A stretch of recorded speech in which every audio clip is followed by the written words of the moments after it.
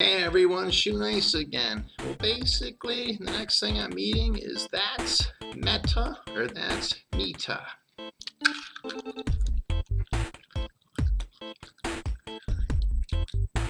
Thank ya.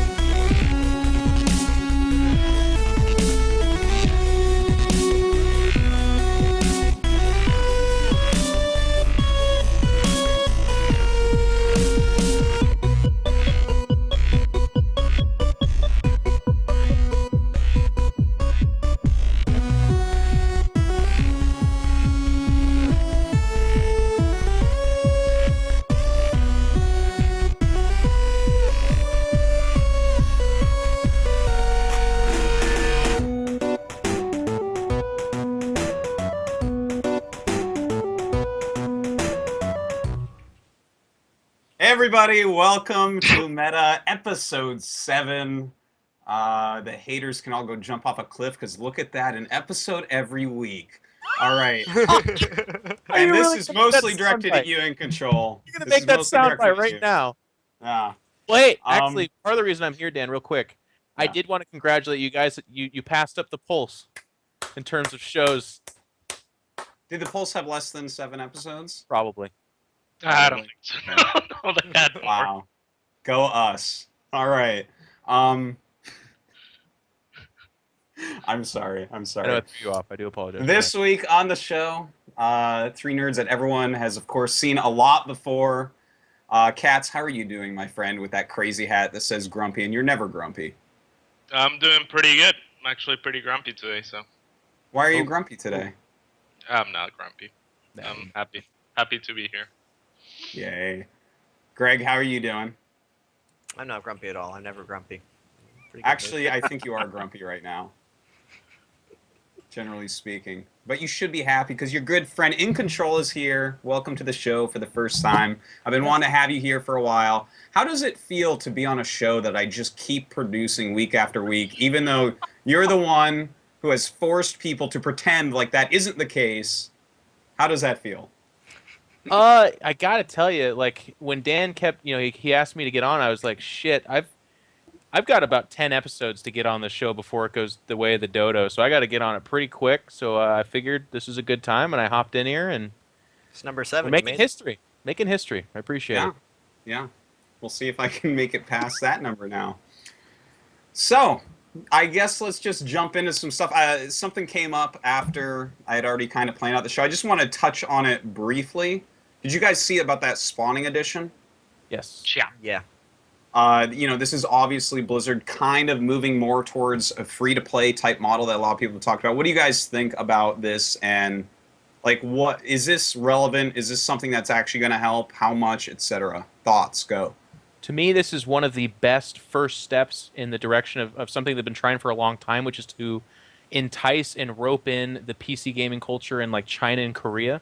I know that one of the big complaints was that if you're running a PC bang, you're not going to be able to buy 100 copies of Starcraft 2 and then also HOTS, and then when Legacy of the Void comes out, if they make it where you have to own HOTS and Wing of the Liberty before that, we're talking about like a $150, $160 game, and they're not going to do that. So if you have the spawn edition or the spawn ability, that's going to make it that much more inexpensive. I mean, I did the math. You could cut it in half, 50%.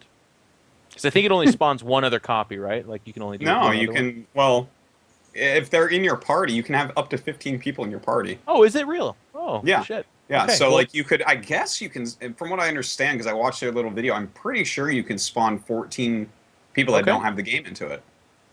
So I think So- that in that sense it's great. I think it's good.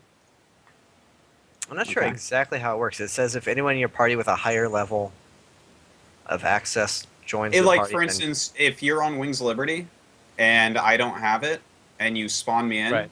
I go to Wings of Liberty. we don't go up to HOTS. But if someone has HOTS, they can spawn like you in or me in or whatever, and we go up to HOTS basically. Okay. Which Well, makes that's sense, cool. because then otherwise you'd just spawn. You'd never buy part of the swarm, right? Like Yeah, you'd be like, yeah. oh, let's spawn up there. It's just more exposure for the game, more opportunities for someone to get into it. It's not like it really costs that much because like if they're not gonna get interested in it off of that, they weren't gonna buy it anyway. So why not? Right. Yeah.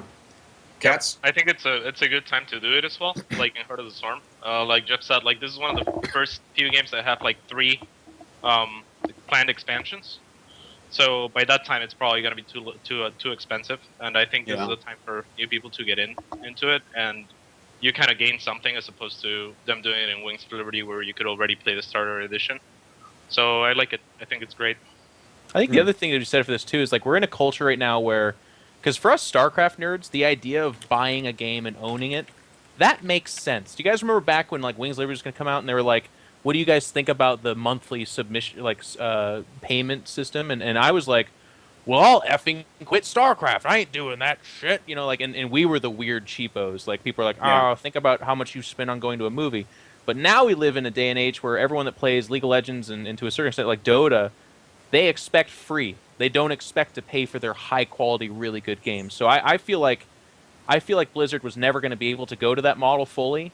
But this is definitely a nod in that direction to get those people that were on the fence to swing a little bit closer to StarCraft, where it's like, well, I can at least try it out, and it's cheap anyways. It's like $40 after I buy that 50% discount on Wings of Liberty because no one's buying it right now. Now it's more affordable, so I'll do it. I'll give it a shot. I gotta say, I like that they have it so that when you team up, you're basically playing arcade or team games instead of you can't play 1 versus 1. I think that's good because. It's like the scariest thing. Like if you don't own StarCraft and you try to play 1 versus 1 the ladder, you're not going to want to play the game anymore. Cause you're going to be like, okay, what is this? All right, forget this. And also, it seems like the people that are like playing all of these other games, they're all team games. You know, it's all a very social type thing, as opposed to the closet nerds that we are that hate everybody. You know, and like I like that. You know, where it's like. Come and try this out with your friends, and then they can play the team games, and then they can figure out that 1 versus 1 is the best. So. And StarCraft has a lot to offer in UMS too, man. I'm blown away by some of the UMSs that I see. I'm like, this is a completely separate game. So I think if people see that, they'll see a lot of value. I was actually it actually fooled me one time. I was like clicking around streams. I think it was like Tempos or something I clicked on, and I was like, what is this game he's playing? And he was like playing with like Machine or something, and then I realized that it was like actually made in the map editor, and it didn't look anything like StarCraft.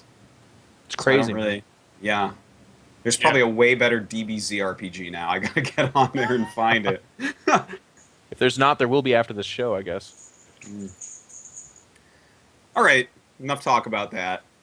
Did anyone try the Speed Warp Prism map at all that they released? I'm scared of it. You're scared of it? I don't want to go anywhere near that shit. No. I didn't. I feel like this is something that happens. Like pros don't want to try. Pros never play like the PTR. No, they don't. It's rough. Except it's for like Maru. You basically, Maru and like I guess Zelnik are like the 2 players that are probably grinding that map right now, and that's about it. It's too bad because pros are like so busy practicing other things. But okay, I just wanted to check in on that. I guess that ends that discussion right there. No one's tried it yet. All right. Time to talk about GSL Finals. I'm sure what everyone wants to talk about right now. Kind of crazy. I see Greg shaking his head and squinting, even though Zerg won. What's up, Greg? What? Zergs are most upset when Zergs win. Are you kidding me? Yeah, that Greg is above true. all. If he had won good or replicatable games, then I'd be happy. Because this was like one of the most exciting matches going into. It was like 2 really, really good players. Been performing really well, and they played recently a couple of times and split the games and had really good games. It was like so exciting going into it. It's one of the few times I've actually like been ready to stay up for a match and plan to watch it and stuff. Yeah. And then it's just like the first 3 games he just gets dominated, and then the next 3 games he dominates, and like it was silly strategies and just all in. And Innovation was playing so unadaptive, and we knew. Like, because we saw the matches he had prepared for Symbol, he knew how to hold off Roach stuff. He was prepared for that. He had tanks built into his play and all that. And then he just doesn't pull out any of that after getting Roach Bane busted 5 times in a row. And then that last game, Innovation, I think he was just clearly on super tilt. Like, He saw mutas. Yeah. He flew 3 medevacs into his main. No Masters level Terran does that in that situation. He just fell apart. I thought it was really disappointing. Greg Yeah, meant Game 7 to was say a is lot of every a false Masters start, level but- Terran does that, but it just usually works. That's a good counterpoint in control. Thank you. The idea of just randomly loading up your army and dropping it actually is it works. Against Protoss is really good. Against Zerg with mutas out, not so good. Well, let's actually go over the games in a little bit Yes. of detail here. Yeah, I was hoping- I I was actually really hoping like the games. I really like the. move on like Mm. terrible 6 games and then the Yeah, it's a very negative point of view, Greg. I don't know. Let's go over it and see the truth behind what the games truly were. So, Catz took some wonderful little notes for us for refreshers if you guys want to check out the notes there. But so, Star Station Game 1, the double proxy racks. Now, don't forget, because this is the first thing that really popped into my head, is that the GSL Star Station that we use has the 2 possible spawn locations. Everything. And does that. when... Huh? Even on MLG ladder does they Force have- cross, I think. No, it's Force Ladder's Cross. cross mode, yeah. Yeah, it changed like a week and a half ago or 2 weeks ago. So with the 2 spots, I was thinking to myself, like, okay, well, there's Whirlwind that has multiple spawns, and then there's that, and Red City and DF Atlas, and I'm like, well, you know what? It's Game 1, it's Star Station with 2 different spots, and the 2 different spots really make you play in 2 completely different ways. So it's almost like you have to practice 2 different games for that one game. So I felt like that was a really good choice, that the double proxy racks in that game. What do you guys think? I was absolutely in love with it for a couple reasons. One, this is going to be a long series. It's a best of 7. It's a lot of games, and one of the ways we mark a champion is not that they're necessarily the best player, but it's that they play the best of the best. I think you could almost like fully describe MVP's career that way. He plays the best of series just absolutely gorgeously, and he's a guy who would take, and actually has. I mean, famously, that MVP Squirtle game comes to mind, but I look at this and I think, well, how off-putting is that? In the very first game, he goes, boom, I'm going to 2-racks you, because for the rest of the series now, Soulkey's like, well, is he planning to just cheese the crap out of me, or is he going to do that mid to late game drop style that's just like his multitask comes shining through? And of course, we saw that he was able to do everything. But on the 2-racks itself, I would love to hear your guys' opinion on this, because obviously you know better about this than I do. But he put that bunker so effing far back. Yes, I know he's going to leapfrog genius. forward, Yeah. but is that better or worse? Like, is that more dangerous? It makes It's- Zerg really uncomfortable because your first attempt is to do what Soulkey did. You run out there with a lot of drones. You try and like squelch it before it can even get up. That way you don't have to put up a spine crawl. You just get your 8-lings, and like he never gets any momentum going. You just surround him and keep killing him one by one. And if it's like just at the right level, like this is something Korean Terrans do that foreign Terrans don't do it. And they just put it just far enough back where it's really, really an overextension to go after it with the drones, but it's too close that you don't want to just sit back and put up a spine crawler and make your 2 queens and like under defend. And that's what So happened going out was there. the best choice then, like putting the drones all the way out there. No, he I should don't have think fallen so. back and defend. But like what I'm saying is, Terrans are really good at like making it seem like that's what you should do, like putting it just close enough that you're tempted to go out there and waste all your drones. Okay. And that's exactly what Yeah, happened. exactly. But by the time he runs the drones to the bunker, he realizes it's too late. He's already overcommitted. You can't forfeit the expansion. Nothing else. You're already committed to defending it. You already lost too much mining timing that you're not going to win against Innovation if you don't stop him there. Because So- he made it look easy. It was funny. It was funny as the first game for the GSO finals because there's like a loud audience. Nick and Dan are like super hyped. They're like, "Okay, here we go!" And then like 2 seconds later, very easily, the Terran just shuts the Zerg down and is over. And they're like, "That was game Yeah. number 1." I felt a little bit betrayed even by Innovation. Yeah. Just I felt like he betrayed everyone in the world by doing that.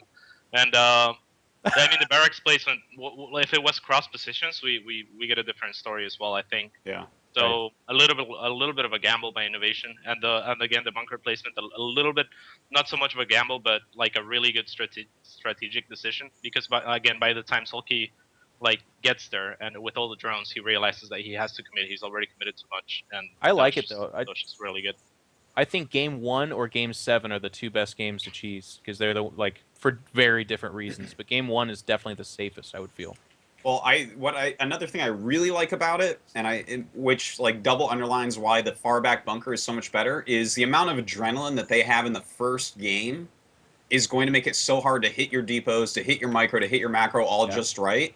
And then if you don't hit that right, then you lose confidence going forward. A cheese is like something like that, especially when he's like procs them on one side. If he loses, he can just like, that's fine. I accounted for this. There was a possibility this could occur. But if he wins, it's very easy. It's like the easiest way to get the win. And that's going to use up a lot of his adrenaline. You could actually see before game 2, like at the end of game 1, like Innovation looked 10 times more relaxed than at the beginning of game 1, and Soulkey was like, oh. So I think we all agree that was like some pretty sick planning. It set the pace for the series. Even if you lose it, it can be really intimidating for your opponent because, like everything Jeff said, how it throws him off for the rest of the series. Like, is he going to cheese again? He beat me with that. I have to account for it. But he's also like the most respected macro player in the world. That happens even if the cheese fails, because like cheese fails sometimes, but it can also succeed, and that can be sometimes knife edge. And if it's a different cheese, maybe that cheese works instead. So just showing that you're willing to do it, even if you lose that first game, it can still be a positive for the rest of the series. Like as much as I hate, as much as I hate cheese, I've always been a big proponent of doing it in the first game of a long series. It's just such a psychological benefit for the rest of it. Because you'd play different against a 2-Rex than you would against a guy who goes CC first every game, like a Flash. Flash, maybe I bust out some cheese myself, but if he's already got the 2-Rex going down somewhere, I'm not sure that's the greatest idea. And I don't know what Soulkey's plans were before, but he's drone scouted games 2 through 7. So that's some missing minerals from then on, right? And he may have planned to do that already, or maybe he didn't, but he did end up doing it, which cost him a lot of money. Except, I think we should actually jump into Game 6 real quick, because it's a very similar game, but he drone scouts, finds it, and the thing is, with the far back bunker, Soulkey has a completely different response, which I found really cool and interesting, because it's very rare that you see people cancel that hatch. This is like, I haven't seen this since the beginning of Wings of Liberty against stuff like this, and where win. you cancel a hatch and just go double gas immediately in your main. Yeah, and win, because people got used to that and figured out how to stop it. But then, did Innovation just fall apart here? Because I feel like he didn't commit one way or the other. Like, he could have made 5 bunkers and non-stop Marines at the bottom of the ramp, or he could have sent Marines back and just faked it with a bunker. What do you guys think about that one? He made 3. I think the biggest mistake that Innovation made was the bunker placement. Soulkey did fantastic, though. His build was clearly rehearsed. It was, it's one of those builds that as soon as you see it, you're like, okay, I'm not sure what's going to come out of this. It doesn't seem like the best player in the world is going to lose to this. But I was confident that he had already done that in practice a lot, and that it would go somewhat good. I think that Innovation did great in making bunkers. I didn't really mind that at all, because those 3 bunkers was going to make it so that Soulkey had to commit to killing them before attacking Innovation, and he was on 1 base. There's no way you run links past that many Marines and bunkers without losing most of the links, and then you're not able to reinforce at all for the rest of the game. But one of the bunkers, or 2 of the bunkers, were close enough that Soulkey, and Soulkey did this throughout the entire series, where he was detonating the banelings with X. Just walking them he past. was doing amazing with them. Just putting them in the middle and pressing X. So he kills pretty much 2 bunkers with the 5 banelings, and M from there. I mean, Innovation pretty much was committing to holding that. And then he just kind of fall apart. He couldn't lift off the barracks or anything like that. That was not an option. I don't know. I kind of agree with Dan. I think he went a little bit too middle of the road, because he actually either salvaged or canceled the bunker, the initial bunker below the outer ramp. That wasn't there when the bus came through, and if that had been, then he would have cleaned it up, because he was like 1 surviving bunker away.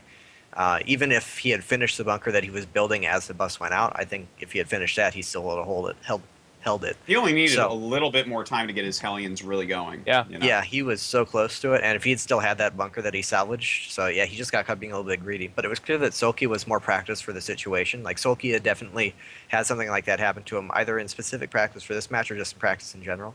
And he knew exactly when to move out and exactly what gave him the best chance of dealing with it. And Innovation obviously didn't, because he underestimated the bunkers he needed or the defense he needed at home.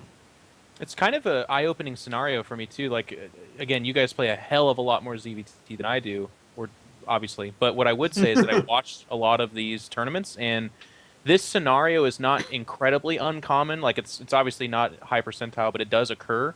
And every single time I see the Zerg expend Banelings and Lings against bunkers just to get out of their base, that's usually them spending money they then can't spend at the other side of the map and they die. Like 4 Hellions come out and they just, well, that's it. They're done. And like Greg just said, that timing window was there, but it was missed by like a solid 10 seconds or something like that. I think I would almost venture a guess that if you were to talk to Innovation, he'd be like, yeah, I was pretty sure I won. And actually, I cannot believe that he was able to get as much stuff to my side of the map as fast as he did, because I agree he was kind of middle of the road, like another bunker or two, and he wins. But I think he was just like, yeah, these 3 bunkers are going to win the game. I don't need to worry about it. Yeah, that was definitely his game to lose, and he chose to lose it. I think the bunker placement was the most important thing, like the banelings there. That was huge too. Yeah. If it was Well, one yeah, I pixel- mean, he gets pixel the away, extra wins. baneling splash, which is Yeah. like obviously the ridiculously big. So It was It's like- not- it was it's not all like of he could those things tech at once. slower or anything like that. He was doing the right thing and going Hellions and all that. So I don't know. you know, It was a good game. I thought I liked it. I liked the series. you mentioned Catz about him detonating banelings all series, and I do want to point out we were talking about this at the beginning of Wings of Liberty and even during the beta of Wings of Liberty about how long is it going to take, especially in ZVZ we were talking about it, for every baneling to end up being manually detonated. Because you see the way that lings like run in and away from banelings, like how close they get, and we go, whoa, as commentators every time. It's like, whoa, whoa, whoa, and they always get away. But these detonations that Soulkey started to use against Innovation here, we don't see very often. And is this the start of seeing this? Because it can be dangerous too, because Game 3 Whirlwind, we may as well talk about the baneling bust, where he actually guessed. I loved it. I'm getting chills thinking of it again. When I saw it, I was like, oh my God, because he guessed the direction the SCVs were going in, and if he guessed right, he wins. And he guessed and hit X immediately, right when he should have. It would have hit perfectly, but Innovation happened to go in the other direction, just kind of unlucky right there. But what do you guys think about that game and also the whole baneling detonation type thing? Is that something that now that Soulkey's like, see, this is, you need to be doing this. Are we going to see all Zergs start to really incorporate this? I think it's very much so, very applicable in more scenarios to like to busting buildings, just because the reason he's doing that is because he can't then otherwise hit a move and have them go hit something, because then their radius is too close to that target, whereas if you can go in between things and hit it, they'll hit both within that little radius. And that's very rarely going to happen with units, especially in the ZVT matchup, just because everything they would hit otherwise is already clumped up like that. Well, and I feel like it's a lot of actions too. Yeah, that's why he did it with the Hellions. I mean, your point is excellent, but like the Hellions move so fast. If you don't kill the Hellions, then the Hellions are gonna kill the banelings without taking any damage. So that was I thought that was awesome. I think his and I thought that Soulkey used banelings amazingly. There was another game too where it seems obvious. It's something that I don't do every time though, and I was just like, holy shit, why am I not doing this every time? All of its baneling explosions were just so cost efficient. Sometimes, like when he was going up a ramp, he would run the banelings into the barracks instead of the supply depots, and then kill both of the supply depots. It's some of the most effective baneling splash that I've seen used, and he did it consistently within the entire series. And on Whirlwind, I think his biggest mistake though was to actually morph the banelings inside of Innovation Space. He was guaranteed damage with just the lings. He got a little bit greedy there. Yeah, I do have to agree with that. When he morphed all those banelings, I was like, you know, I think he just, you get in there and you're like, banelings kill clumped SCVs, and you're like, tell him to morph, you know? I think it's just like this very primal urge that you can get, like playing a video game like this. Like, you know, like Tasteless talks about it sometimes, where in a video game, if you can shoot someone and they fall off the bridge, you'll make sure you shoot them from that angle because it's like cool to see. Just like if you're in their base, like banelings hitting SCVs is one of the most gratifying things in the whole world. So, well, even more practical than that, if you have banelings hit and 8 SCVs die in that situation, it's the end of the game. Like you're in his base, that image pops in your head. You're like, I should do that. That would win. And then you know you don't really think it through every time. I thought his banelings against buildings, they were absolutely as efficient as possible. But that's just specific situation, like when he did it to the SCVs and stuff, there I think it's a little bit iffy, because generally if you just chase, as long as you're controlling your other units well, eventually he's going to mess up the SCVs as long as you're banelings. Like you keep making sure they're targeted on groups. Against the Hellions and the buildings, it's definitely the right thing to do, because for the reasons Catz described. But against Marines and SCVs, I think it might be better to just target or attack move. I think it's taking an unnecessary risk. Because so many times throughout the series, people are like, failed Baneling detonations. You messed that up. And it was him trying to do that thing, and that's the reason for it, and has benefits too. It wasn't him just being bad or anything. But it backfires a lot, and I'm not sure if it's really worth that in those cases. Yeah. Do you think, before we go back into the TVZ aspect of it, can we start to see this start happening in ZVZ? Like, if you're quick enough, it makes such a difference. How many times do we actually see the Lings brush by Banelings? You know, the bigger thing, I think, it happens a lot in CVZ. Yeah, I don't see it as much as I feel like, you know. Well, that's like, what the Lings are trying for when they brush. They're trying to get the manual detonation. I feel like, is that the case? they're trying to get it, but they're trying to skirt the explosion. It's like a little cat and mouse. I don't know. I don't feel like I see it done well and often. Is what I'm trying to say. It's really hard to do, to be honest. Yeah, I think the bigger thing it should be like when you have a line of Lings and another line of Lings, and it's like one deep on each side. Then Banelings run up behind it, and usually the opponent's Zerglings are counting on the Zerglings blocking the Baneling pathing and getting through. If you detonate it manually behind your own Zergling line, then you're gonna hit a decent amount of theirs. And that's often gonna be more efficient than, depending on how good your opponent's control is. It's often more efficient to just do that, and that's something I don't see very much. And it could be like there's some of those Baneling bus situations where there's the spine crawlers and the queens. That would be where you try to get the wider circumference with the detonations. But I think it's mostly when the Lings are trying to get you to manually detonate that you see it a lot, and you see it more in ZVZ than anywhere else, I would say. Yeah. Oh yeah, definitely. When I watch those micro battles, a lot of times I see it. A lot of times I don't see it. Where I'm like, oh, this is, if you hit one of these big ones, you're just going to win the game. Because some of these out 8 Lings and you just run them over. But all right, let's talk about Game 2, Belshir Vestige with Innovation versus Soulkey. And this one, caught me a little bit off guard because Innovation switched up his style for the finals because he was always mixing in a little bit of cheese.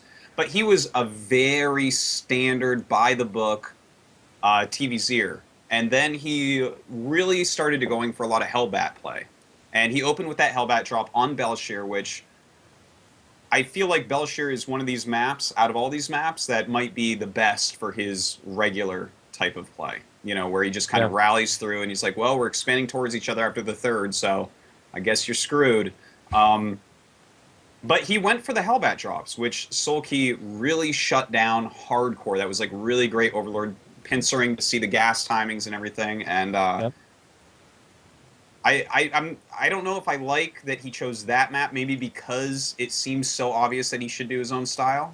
Am I silly to think that? But what do you guys think? For me, go ahead. No, you go ahead. I guess what I was going to say. No, Greg talk. No. Okay, well, I think it was. No. It's mere catz. No. I actually thought this game was one of the more exciting games from the entire series, just as a fan. I really thought there were some moments there where the Roach Hider was going to break through, but then I felt like almost through sheer willpower of the just goodness that is Innovation, he was able to fight through it. But for me, the Hellbat drops getting shut down was kind of a nice thing to see because it wasn't too long ago, like literally a month, where everyone after games, myself included, would do the snide thing where they're like, Hellbat's pretty good. We'd all be tweeting and stuff because these Zergs just looked hopeless. Like the Hellbats would get dropped and everything's like, I don't know what to do. And then there's another drop over there they're not handling. But then you look at Stefano at WCS European Finals. He manhandled most of the Hellbat drops. And then here with Soulkey, he did a great job as well. So I think Zergs are adapting. But for me, what I thought really made this game was that for most of the game, the Roach Hydra was pretty brutalizing Innovation mid-map. But then behind scenes, Innovation would always, despite getting losing battles mid-map, he would load up a medevac and drop the main, drop the third, drop the fourth, which we've seen. I'm not trying to say he's inventing something here, but what was cool about it was that dedication in the face of losing battles, because that won him the game. Because all the Roach Hydra was there, it was like a queen and 0 stack defenses, and then he was getting shut down behind scenes. This was actually one of my favorite games too, but I feel like it was a big build order advantage by Innovation, and that's the reason he won. And I think there was so much thought into this game from both players. perhaps especially from Soulkey.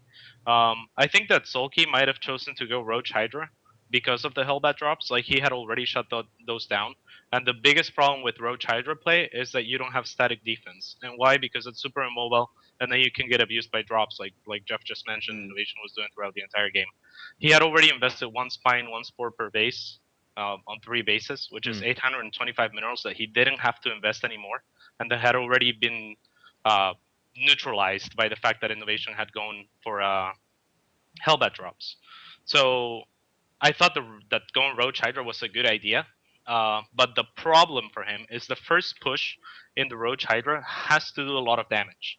The longer it goes, the longer the game goes, the worse it gets, the worse it scales because it gives total map control for the Terran. So it's kind of like Zerg becoming Terran Wings of Liberty and Terran becoming the Zerg. But why it failed the first attack was because Innovation's build was super safe because the Hellbat drops. He delayed his third orbital command so much. I believe he went something like 1 Rax, then he went for the Hellbat drops while getting Stim. Then he adds like 2 or 3 more Raxes and then goes for a third. So by the time the first attack hits, Innovation already has a shitload of units and shuts down the first attack, which is the most important when you're going Roach Hydra. So even though Soulkey almost broke him with a second wave, that second wave should be the one that finishes the game, or it's over. Right. And I think that's what happened.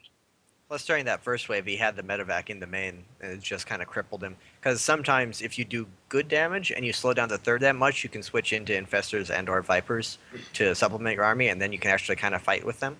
But he couldn't do that because he lost all the mining time, the Queen, a lot of drones in his main at the same time that attack was going in. I thought the choice. Oh, go ahead. Sorry. I thought the choice to Hellbat drop was more of like. It was kind of the same as the choice to 2 racks the first game. It's like, well, I want to do another kind of cheesy, another kind of non-standard, another kind of aggressive build.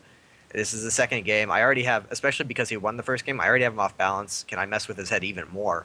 And Hellbat drop is a really good go-to for that. Like, it's a good solid build. Even when it doesn't do a lot of damage, the fear of like a Hellbat-based all-in follow-up is pretty significant. And even just like Kat said, he spent 825 minerals on static defense, plus he had to have extra queens and lings. He had to chase them around. He lost mining time.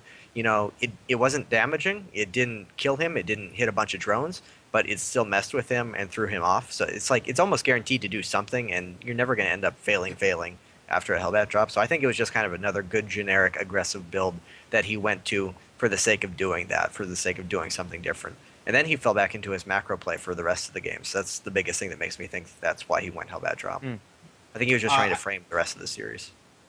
I have a question to pose about this and about how Soulkey actually decided to go for the Manzerg.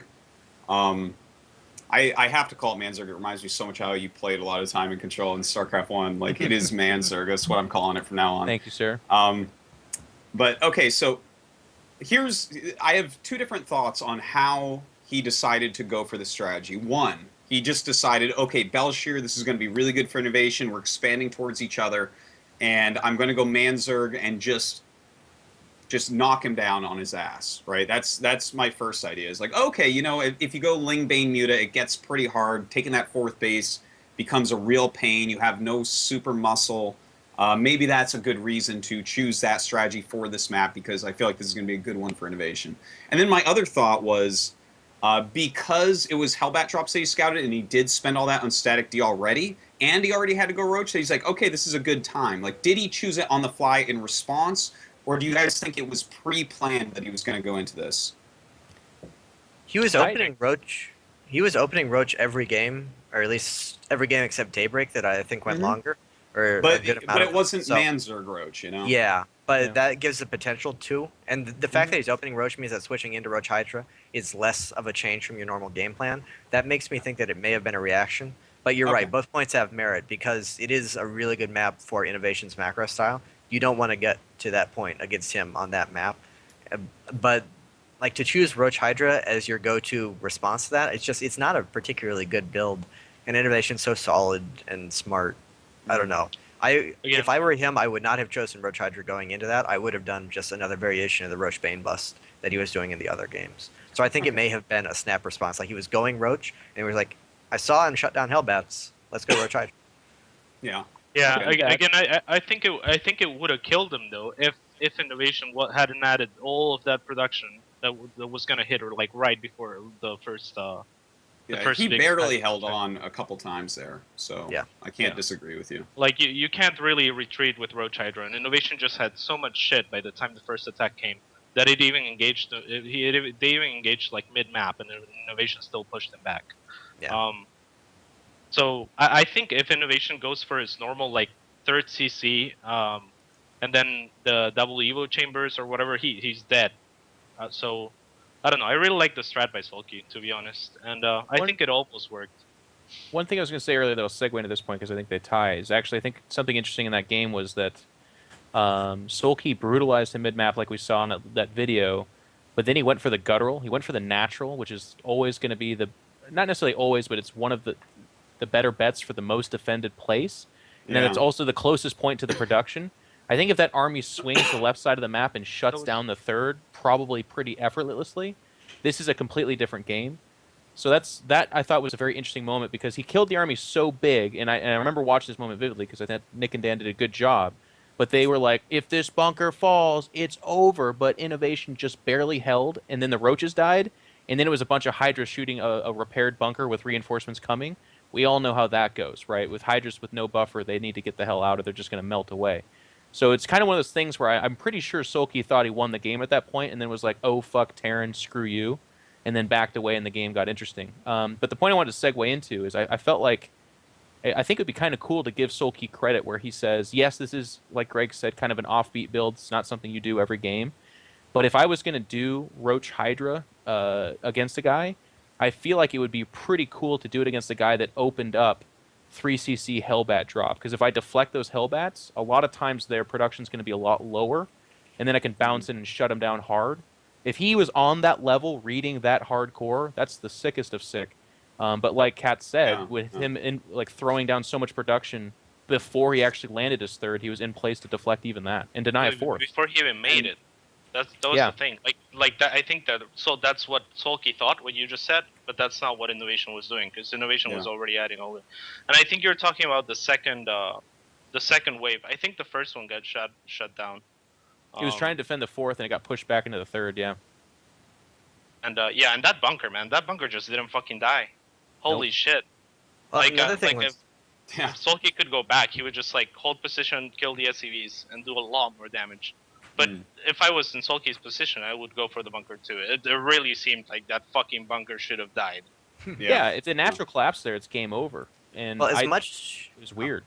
as much as it was a bad decision to go for the bunker, Innovation actually forced him to do it because he was dropping the main at the same time, and it's so hard to defend drops with Roach Hydra that you kind of, especially in a situation like that where you just killed some army and you feel like you have a weakness, it's by far like an overwhelming instinct to just go for the kill because you're like, if I actually come back and clean this, then he's going to stabilize, and then I have Roach Hydra against a defensive Terran, and that doesn't work. I can't do that. I have to kill him. So you see that dropping your main, like, I have to go for the kill now. This is on a clock.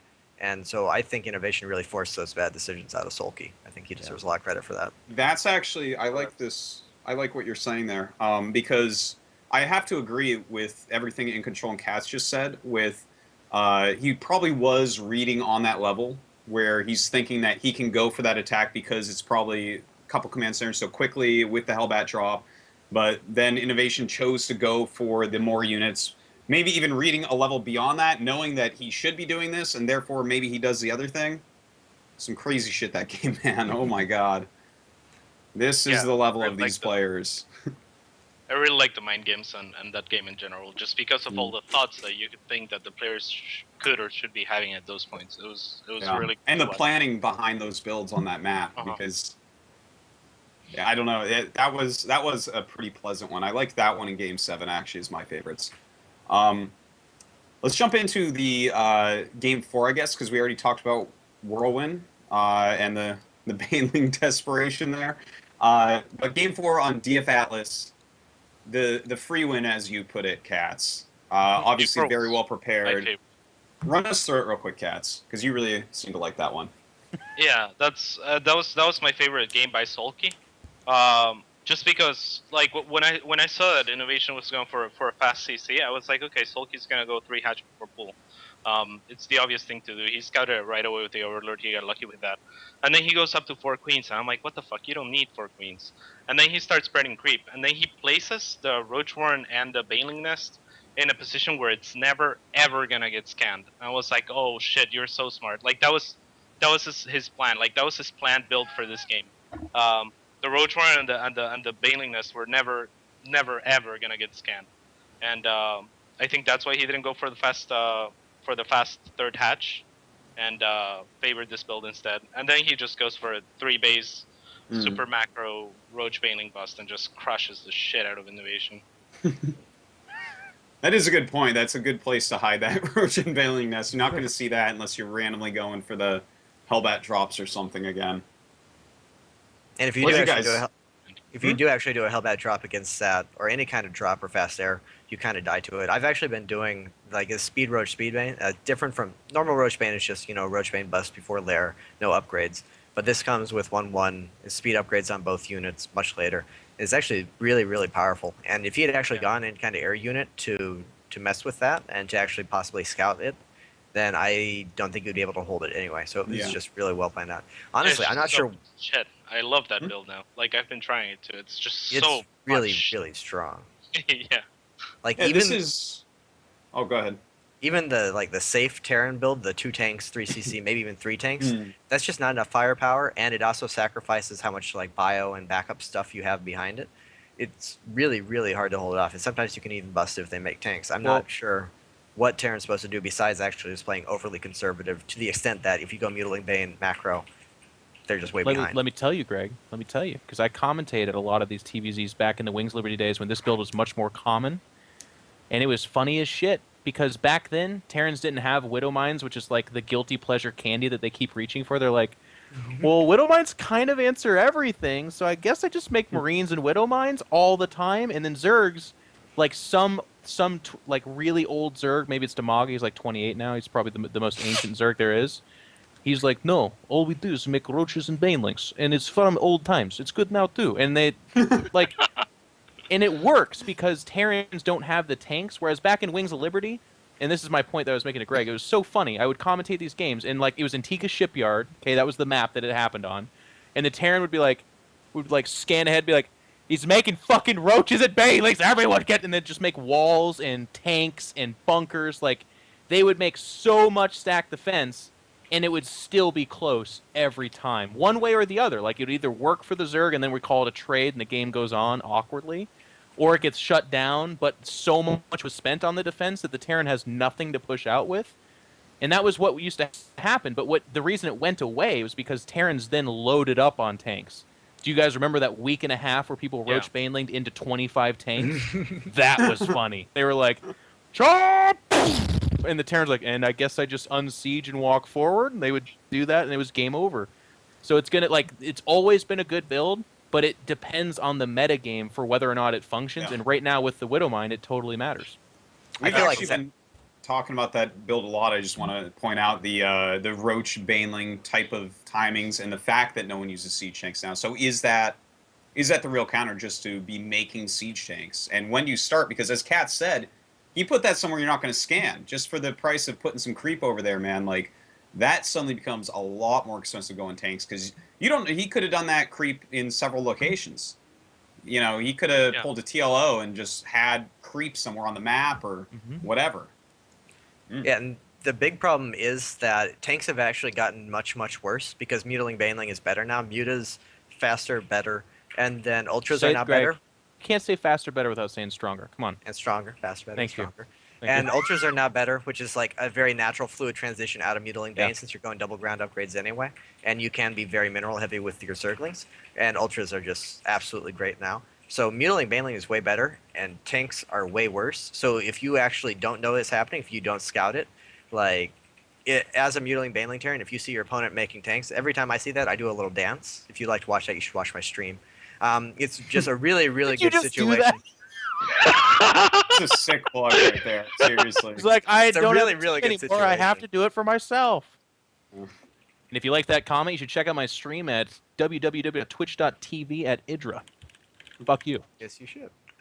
But anyway, it's such a good situation. Like you can't just blind counter Roach Bane no matter how popular it gets, because then you just free loss if they happen to be going Mutilating Baneling. So I don't know, it's just a really good build right now. Mm. Yeah, And it I will think be it's- for a while. And I don't like what Greg just said is a really cool point because Terrans are going to have to reach into that bag, and I don't know that mass tanks is the answer because of how much better Mutalisks are and how much smoother that transition is. Yeah. Widow Talking Mines about can be a transition. partial answer, but it's hard, right? Yeah. Yeah, not so much. Like, if Terran ever stabilizes, even if they lose slot, they fucking crush you because the medevac count keeps going up and you have nothing to take care of that. So it can swing both ways, but right now I think it's an amazing build for the meta, and like for Zerg that is not so much for Terran. And talk about transitions. What Soulkey was doing was he was getting melee upgrades behind it as well instead of range upgrades. So I've been trying to build a lot, and you can actually transition into ultras like so well. It's I don't know. I just love that build right now. Yeah, Yeah, it looks really Welcome to nice. like 3 minutes ago, cats. You're so ridiculous. Sometimes.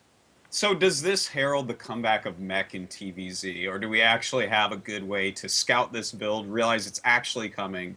Because the thing is, once people figure out how to scout it, can you not just make a Roach Warren and go for Mutabane anyways? Like, Roach Warren isn't that expensive. Well, You put it at the front of your that front of your base so that they Which can they actually used see the to. Roach Warren Yep. and It's trick that- them Yep. and be a jerk about it in 2007. Yeah, we could do you something think like this that. this begs that Terrans mix in more mech? Because I would feel like mech would be a pretty good answer to this, right? Yeah, no, that's I- what I'm saying. Like I- mech, actually- half tongue in cheek, like mech would kill that. You know, that would mech. You're not going to use Roach Bane against mech. I mean, the Roach. You're not going to be sad to have Roach Tech for a bit, but I don't know. I don't know. I often open up with the ranged upgrade first and then switch into melee after. And I mean, Roach Hydra Viper is what you want to do against mech anyway. And actually, one game, I think he was pretty bad. So, I mean, I'm not sure how much worse his build was than a good meching Terran. But I actually just accidentally killed him on Whirlwind with Roach Bane. Like I didn't realize he opened up Ooh. Hellbat drops. Innovation. Some random Terran on NA. Oh. Yeah, it was Innovation. I think it was his Smurf. But I didn't realize he was going mech, and I just accidentally killed him with the Roach Bane attack. I like flew my Overlords in and was like, wait, those Thors, not mines. But then he died anyway because he just didn't have many units. So on an open map, I think you might be able to bust him anyway, like on Whirlwind or.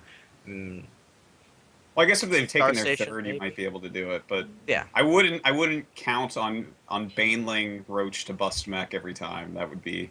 I don't know if they sit on two base that long. I still would consider that a win because it's pretty easy to transition Roach Hydra Viper from there. Hmm. And maybe I think it has to do with the fact that your opponent was going to help at drops too. That's pretty. That slows him down a Yeah. lot too.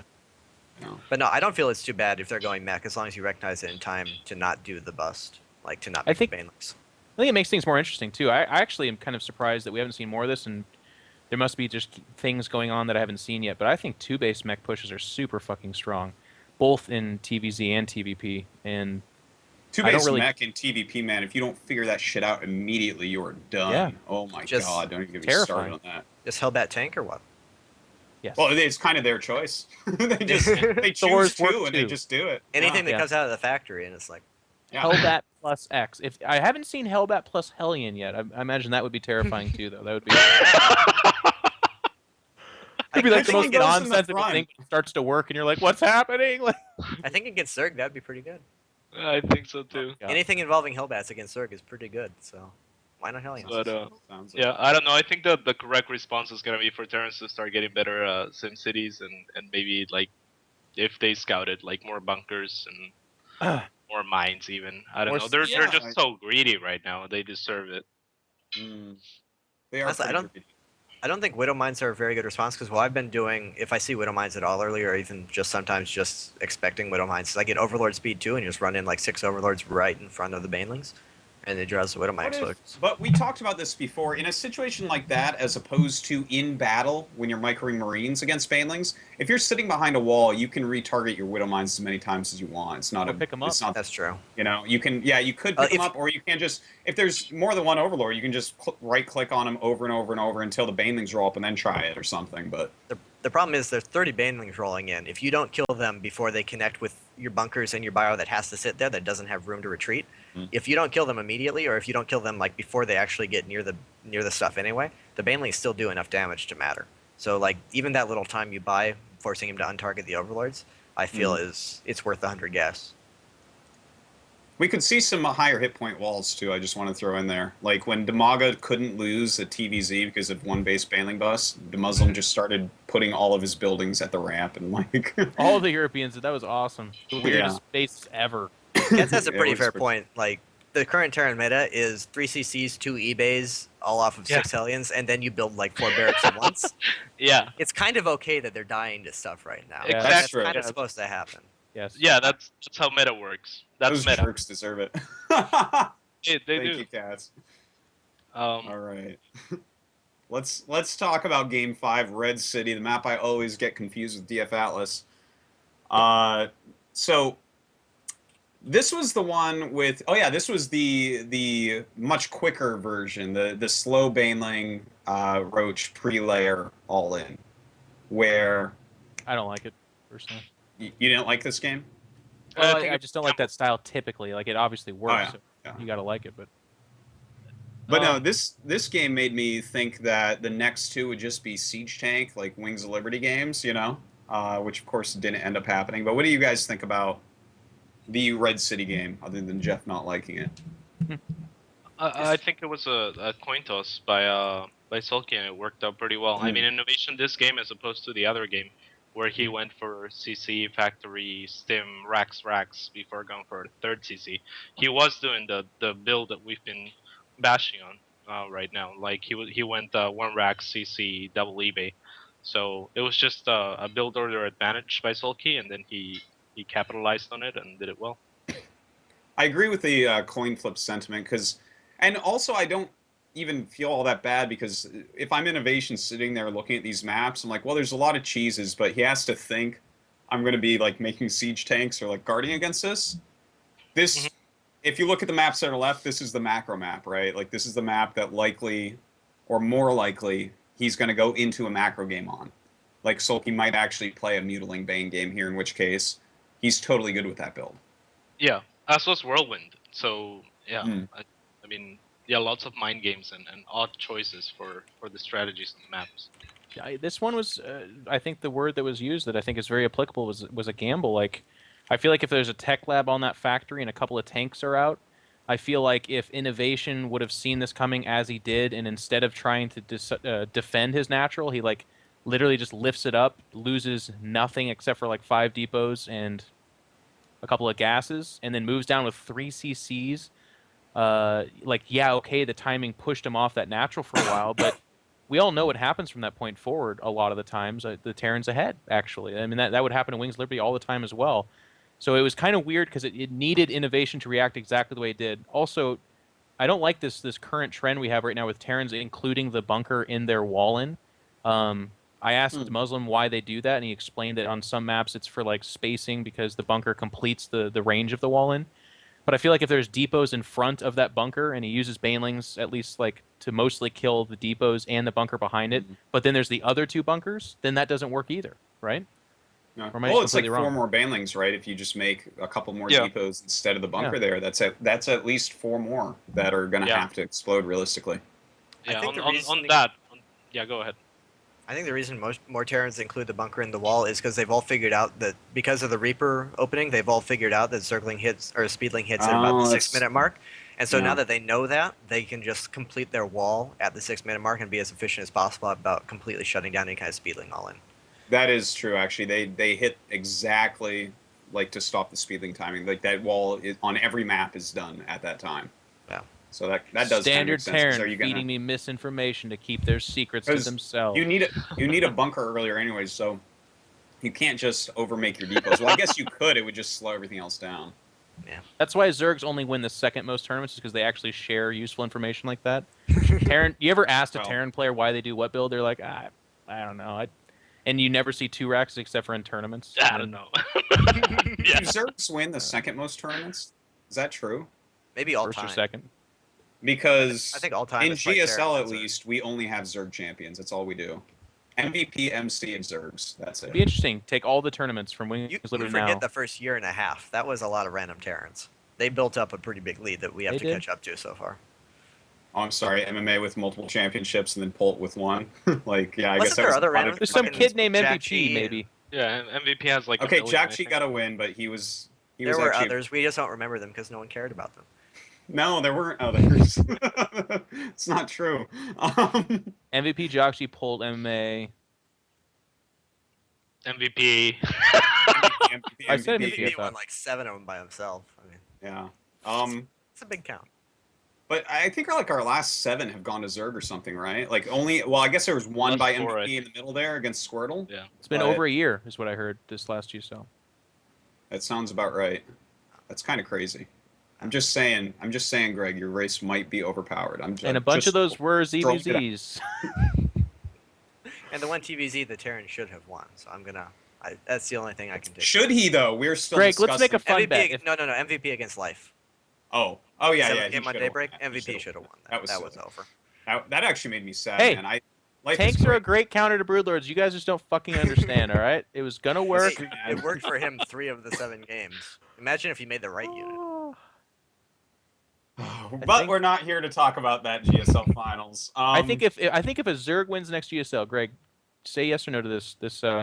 You'll stream for 1 day over the top mannered. Okay, I can do that. like chef mannered. Here's the full bet. Here's the full bet. I Like got he has this. to when he loses, he has to ask what he did wrong. and Ask for advice. Yeah. Yes. But listen, this is on a deeper level, Greg. You have to wear a polo. You need to comb your hair nice, and you have to wear decide. really nice That's jeans. what I do anyway. It's just too messy A right now. polo? No, I mean like a the Sunday best polo, like a Oh, yeah, stupid. yeah. And you also have to read your stream chat. Wait, and wait, you have what to am I getting at? when people like say what you should have done, you Greg, have to say. what are you know, getting that's a out of good this? point. Your stream will have 50,000 people watching you do this. What are you getting out of this? No, but I'm what do giving I you get money. if the other situation happens? Then your You have to- race you have to isn't stream overpowered, secret. Greg. Okay, Yeah. so like officially, like Officially, yeah, okay. sanctioned Zerg- stamp. Zerg's You're officially saying this because I have to. You're horrible.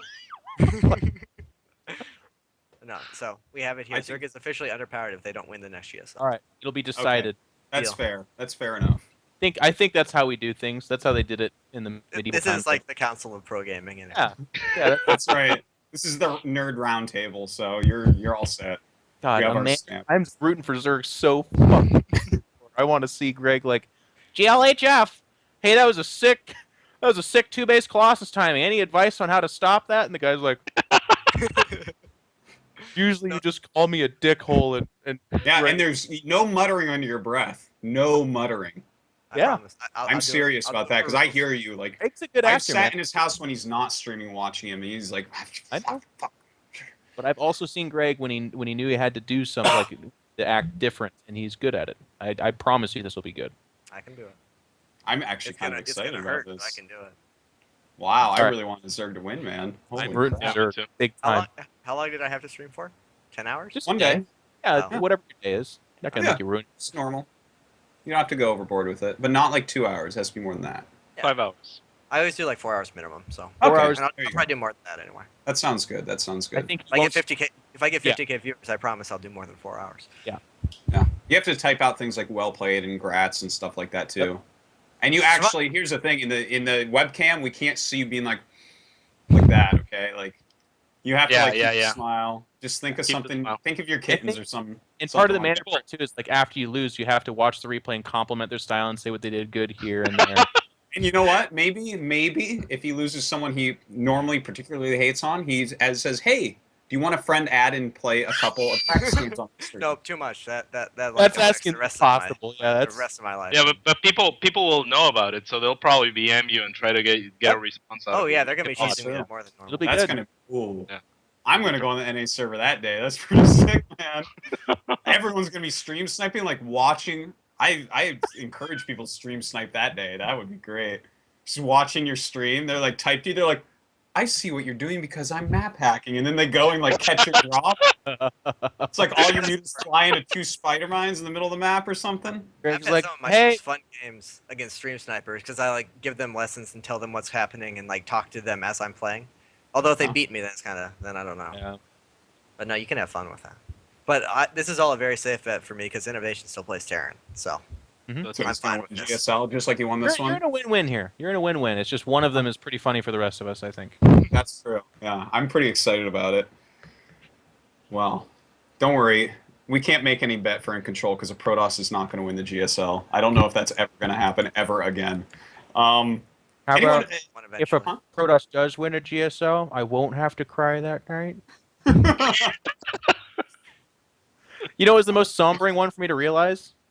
Is that 2 Protoss in the history of GSL have won. Yeah. And here's the thing. MC and Seed? Seed. Seed doesn't beat even MC really in the count because final. he was against MC in the final. So Yeah. really, the only reason a Protoss won that is because he was playing another Protoss. Because you put a Terran or a Zerg up against him there, he probably's dead. I'm sorry to say. Seed was really good that season. He went. He through was some good. He tough was. times. He was. What happened to that guy? Yeah. He's playing really good again. He just won the home Watch those story games. qualifier. Yeah. I didn't get to see I him. didn't get to see him. Seed, I but thought guess was it's- here. All right. Hey, we went on a major tangent. We got to finish this then. Okay. Yep. Okay. Any more words about the Red City game? Game 5? No. We actually didn't. We like barely talked about it. But I don't know. That Roach Bane bust Well, it is was not like just. a coin flippy type thing. We It's all actually called a it a lot gamble. better now. It is a gamble. It's still a cheese, but it's actually a lot better now than it was in the other one, Wings, because they don't really go Banshee anymore, so there's not a clock on it. So you can fake the third. You can put down a third hatch, and you can do a lot more creep spread and stuff because it can hit a lot later. So you can just build up for a bigger army, and you don't have the Banshee, which just utterly nullifies it. So it's a lot harder to know it's coming. So it's a higher percentage coin flip. Yeah. That's. But yeah, I other than see that, what you're saying. other than that, it's Which, just. by it's the way, a big strong nod to MVP in that EU finals. I know we already talked about that like last week, but mixing in that Banshee, man, just every now and then. Yeah. Because It's as you really said, smart. like, it puts a clock on this stuff, and it's like, oh. So, all right, we already talked about Aklon Game 6 with the 2 racks. That was Yep. kind of interesting. And then Game 7, Daybreak. That was my favorite game, but I do have to point out that I feel like innovation during this game fell apart. I don't remember the exact moment, but suddenly he just wasn't playing anywhere near, I feel like he normally really does. It's that He moment he choked. loaded up 3 medevacs. Yeah, moment. that might have been it, because what was mean- that? I was like, what? I was not He prepared. just fall apart. He just fall apart all over the place. He had Guys. no turret for the mutas. He like the 3 medevacs. I don't know. He just fell apart. But like you could see, it was very specific moments in the game where he was like, oh fuck me, you know. Like and then he would get himself back together, and then 1,000 banelings would roll into his third. Yeah, it was. I Cool. think I'm a little bit hipster on this. I'm pretty proud of this. I already did my rant earlier, so someone in the chat say this, so I won't do that. But the 3 medevacs randomly loading up and flying in literally to a cloud of Mutalisk and just dying. I think 2 Marines touched ground only to then die. I'm hipster on this because I think the bigger point is that after that happened, okay, so Soulkey just butchered 30 supply or whatever it is. He's like, let's go check out what the Terran's doing. So he's like flying into the Terran's part of the map. What is the other half of Innovation's army doing? Killing the fucking rocks. Literally after they lost all their medevacs and half their army, he's like, guys, it's not looking good, but our last ditch effort, get to that mountain and shoot it to shit. Let's go out there and do it. And then the flank of like Ling, Baneling, and Mutalisk, it actually did something that I love to see happens. I believe it happened this way. I could be wrong, but it like moved in to see the army and then actually pushed back because the natural Zerg state of mind is like, oh god, and then they're like, wait, there's no medevacs or widow mines. It's just Marines and Mirage, and then they just fucking plowed it over. And that was actually when Innovation lost. When he did 2 of the stupidest things he could possibly do in Game 7. He suicided medevaced army, and then the rest of his army was killing a meaningless neutral set of debris in the middle of the map. Insane. If that game wasn't Game 7, I think we would have gotten such a like. If Daybreak was Game 6 or something, we would have had a much better game. Yeah. But not to take anything away from Soulkey. Soulkey played absolutely perfectly that game. He did, and he actually did what was basically predicted here in the weeks that we were talking about innovation stuff, like the way to kill him in a more macro-y sense. Soulkey was like really on top of knocking down command centers and SCVs, like very hyper aggressive. I really liked when he split the banelings on either side, and when you do that, that's like to catch SCVs. But then he's like, as he's going around the SCVs running, he's like, oh, and the command center goes away. And Yeah. that was crazy. When I saw that, I was like, ooh, this is just so smart. But I was actually really glad that it ended with a game like that, so that people weren't complete pricks about Soulkey winning with cheese only. Uh, You know what I mean? I hate when Yeah. that happens. Like, he just cheese and roaches. I just But, wish it was more of a real game after that series of games. Yeah, Like, I wish 'cause Innovation had played his best, you know? the comeback was incredible. Nothing will ever take it. I mean, as weird as that game was, even if it was cheese, it would still be incredible to go down 0-3 to Innovation, who everyone going into it was like, this is the best player. And then to come back and win, that's just absolutely incredible, ridiculous, phenomenal. It's just too bad that it won't be remembered as much because that Game 7 was not the slugfest we've had in the past. Very rarely. It's rare for it to happen. Because we need to remember, usually in championships, what ends up happening is one guy shows up ready to go, and the other guy crumbles on themselves. And that's why championships are pretty bad typically. But this one was like, it was pretty exciting, but then Innovation just started to just piss, poop, and vomit down his sleeve, and it was not looking good. It was over for like 10 minutes before it was over, I thought. Yeah. I liked the final game in just that it showed what Soulkey is capable of, but I didn't think it was a good game. It was so disappointing, like the medevac drop and then everything else going to shambles. That But was the worst part. That was the part where I'm like, oh, this is That not was- him That playing. was just tilting and brain farting and everything else. Yeah. But Yeah. Soulkey at least played just about as well as you can CVT. Yeah. He clearly deserved to win, so there's that at least. Yeah. And he is really, really good. It's good to see him win. He is really good. And it was cool, Although- too. One of the things that came out about this that I thought was really cool is that people forget that Soulkey was actually like a Pro League starting Brood War player, but never really won that major tournament, never really had super success. And you could see that on his face after he won this. Like, that was a man crying. He was trying to not cry, but it wasn't like Marine King, uncontrollable, whole body shaking, like you feel pathetic because it's like, get a hold of yourself.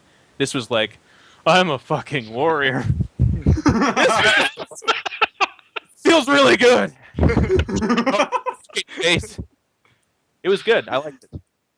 It was good to see emotion at a Korean tournament. You know what I mean? Like, usually they win and they're like, Oh, that reminds me. Have you seen the GIF of Innovation with the flowers where he like sniffs them? no. Let me No. find. Link. It's the Link. funniest thing. God, I hope Stream Chat comes up with it because I don't know if I can. But A little bit of nostalgia that I know Dan will appreciate. Dan, while this was going on, someone actually in that thread, I believe, linked me to perhaps the most awkward winning ceremony ever. Now, Dan, I'm going to give you one guess. What do you think is the most awkward win ceremony that I would ask you about on this show right now? Oh If you don't my have god, guesses, I'm having a brain fart. Like, When you know Wait, everything about figure it- Starcraft, yeah. I'm It not was- sure. Me Huh? and Greg in Korea. Greg- oh God, I remember that. Oh, that was terrible. You were Huh? at the foot of the stage and you record Greg walking out of his booth, and you go, and here he Oh, comes. yeah, I remember There, that. Greg. Don't talk about Greg that. walked out, didn't know what to do. Yeah. That's right. That was ESWC, right? Yes. Yeah. Oh god, that's right. After taking down the Goliaths of StarCraft, toss throw, Idra walks on stage with a fist pump. Hey, shut up! I So- came back from the loser bracket against White Raw, and that was back when special tactics was actually a thing and not just.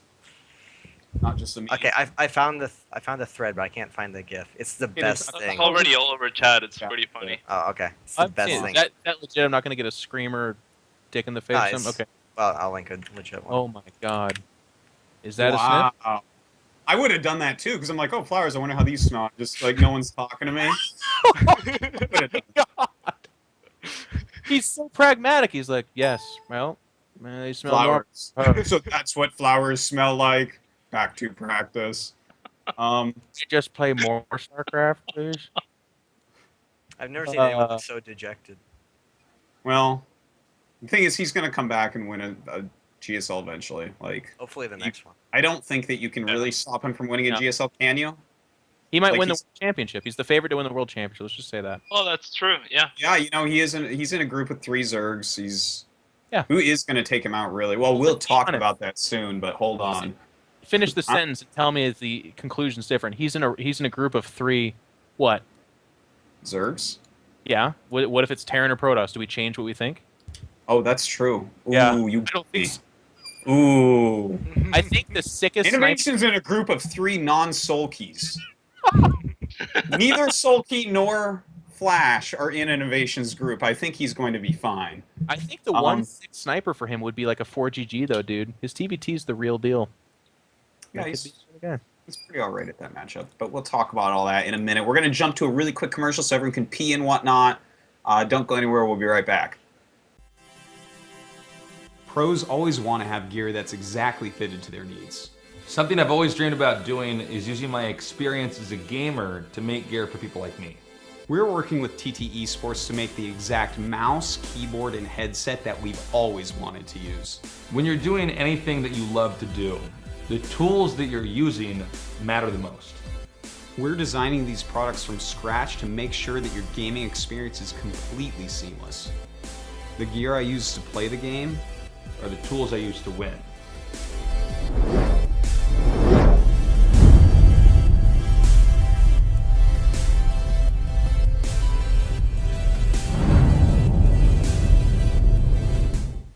Hey guys, welcome back.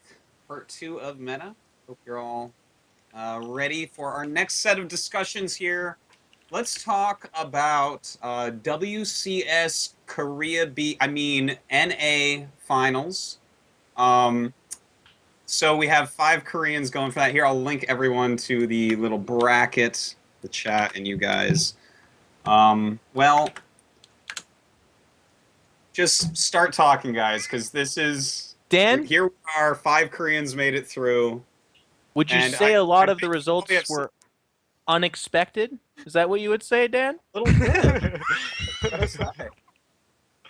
Well, did you say a little bit, or did it you was mean almost- 100%? 100% It's unexpected. almost 100% reverse of what I thought would happen. That's it. That's all the teasing I I'll do on that was because I was just happy. Going into this with you on the show. Hey, I you know started that's off. why I know that's why you waited a couple weeks. Because you're like, I gotta wait till he produces some wrong guess because he's been so right lately. Right. You're like, oh, bingo, yeah, I'm on, no problem. Right as Hero 1, you're like, oh, okay, yeah. That was my plan. So, I mean, all right, it didn't go how I thought, but Crank said he was playing under pressure. He didn't play his best. He made a statement, and you know that he wasn't playing his best because He wasn't. And that statement, by the way, was a class act statement, which is pretty cool. He's the captain of Axiom, and it was kind of it was a little bit funny in the sense that he gave what everybody who ever loses that's like a really good player should say, and that's like, wow, the pressure really got to me, and I didn't play as good as I thought I would. Okay, that happens all the time. But then he was like, not to take anything away from the other guys because they played better than me and they deserve to win and they're awesome. And that was like the oh shit. And he Crank. said he learned a lot from it as well. Yeah, that's Which a I think is class true act. because he hasn't gone super deep in any real big tournaments yet, and this was his first super deep one. And the thing is, he has the skill to actually beat Alive, I think, and he has the skill to beat the next round and get to that finals. Like he actually, legitimately, he's one of my favorite Protosses to watch. I would pick him as a favorite over Live, to be honest with you. It just I do too. 3-0 the opposite. It's just that. Well, we can get into each game. I mean, do you want to start here? Is that what we're gonna do? Yeah, we can go ahead and start there. I didn't get to see every single one, so you guys might have to fill me in on a few. A cool thing that Alive said afterwards, after his series against Crank, was that both Oz and Hero helped him with builds because it's actually been kind of, I guess it's not well publicized, but it's known that Alive, his worst matchup's TVP. He hates it. He does not like it.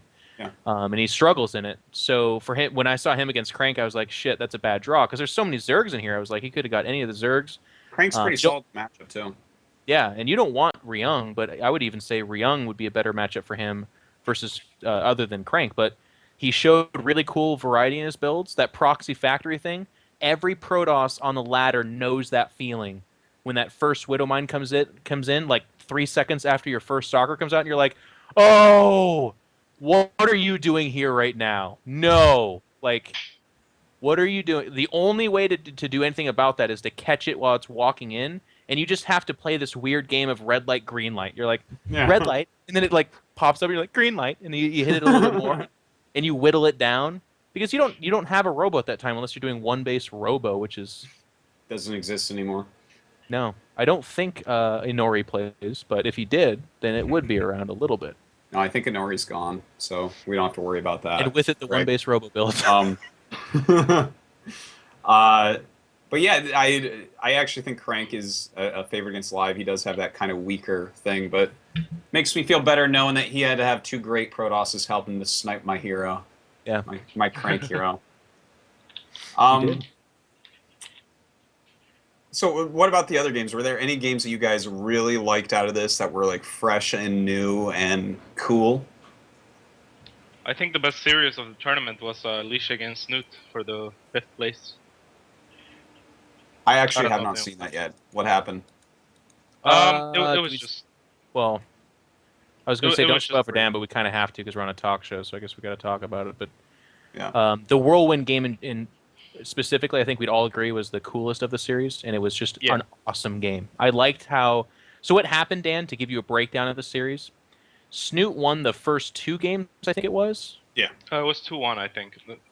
something like I it thought was I read either. that it was. It was oh no, excuse me. It was the series before this when Alicia faced Moonglade. I can't remember who it was, but it was something hilarious. Yeah, Like I think Moonglade- Hero came up Moonglade to won. him and goes, "Yo, you just make Void Rays." And Alicia's like, "Oh," and then he didn't lose to a Zerg for the rest of the series. Like he just 3-0'd or something like that. That And then he actually went happened. into it actually happened. And then he went up against Snoot, and he was doing his Void Ray thing, which Zergs have been having a really tough time with. But Snoot is like the I He don't mean rushes Viper a lot, of course. That. well, he's like a TLO, only in my opinion, mechanically probably a little bit better and just like a little bit more dangerous, I would say. Which is a weird thing to say because TLO is super dangerous and he's been doing really well lately. But I feel like Snoot would be more consistent, is I guess what I'm trying to get at. But again, that's like my opinion. But he had some really cool like Queen, Hydralis, Nidus Worm stuff that we've seen. He was using Infestors a lot more than I think other Zergs have in the past. And it culminated in this game on Whirlwind where like both their bases were absolutely ravaged and you had Swarm hosts slowly picking apart the Protoss mid-map, but Alicia would every time load up his Charge Lot Templar Void Ray army and just go kill all of the economy behind Snoot. But Snoot had Queens and Infestors with a handful of Swarm hosts, so he had an energy-based army, and that's when the micro started coming in. It was really awesome. That's That game pretty was sick. amazing. I gotta watch that series. Yeah, Alicia really could have masked up a little bit more before engaging a couple times. I think he jumped the gun a couple times in that game, but other than that, it was the best series, the best game of the tournament probably. And then Snoot, both the games on Cloud Kingdom and Daybreak, where he went for the Swarm host composition, I feel like he had those games won, but then he didn't make enough static defense. Just watching those games, like he was in a position where, like I feel like if he just started, like he had like 30k bank or 50k bank at points, and he wouldn't add, mass spines and spores. And really, what it comes down to with that unit composition, if you can split the map, which is the easiest thing to do on Daybreak ever. Yeah, that map's made for that. Yeah, it's just like when Snoot was at that point, I was like, okay, Snoot wins. But then when Alicia attacked through the middle, like all Snoot had was Storm Host, ton of Infestors. He didn't really have any DPS besides the Locusts, which fire only once in a while. So it was really easy to break him. He only had like 5 spores in the middle and a Yeah. 30k bank.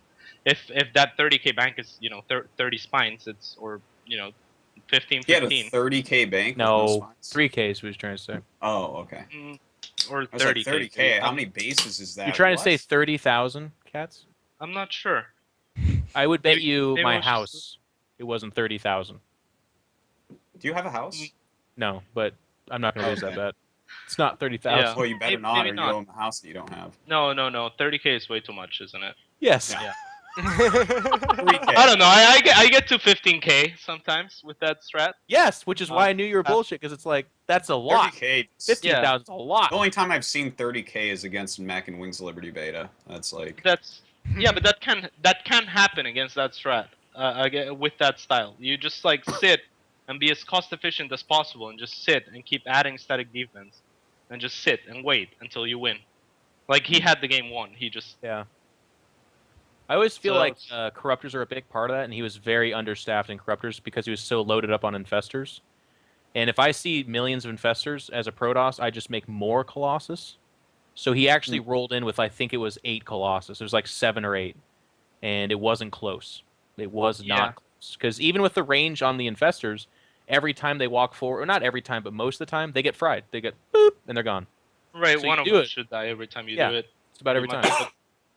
But yeah, even without the corruptors, I like the corruptors in maps like Cloud Kingdom, where you have to be a little bit more mobile, where you can't defend every position quite as easily with static defense.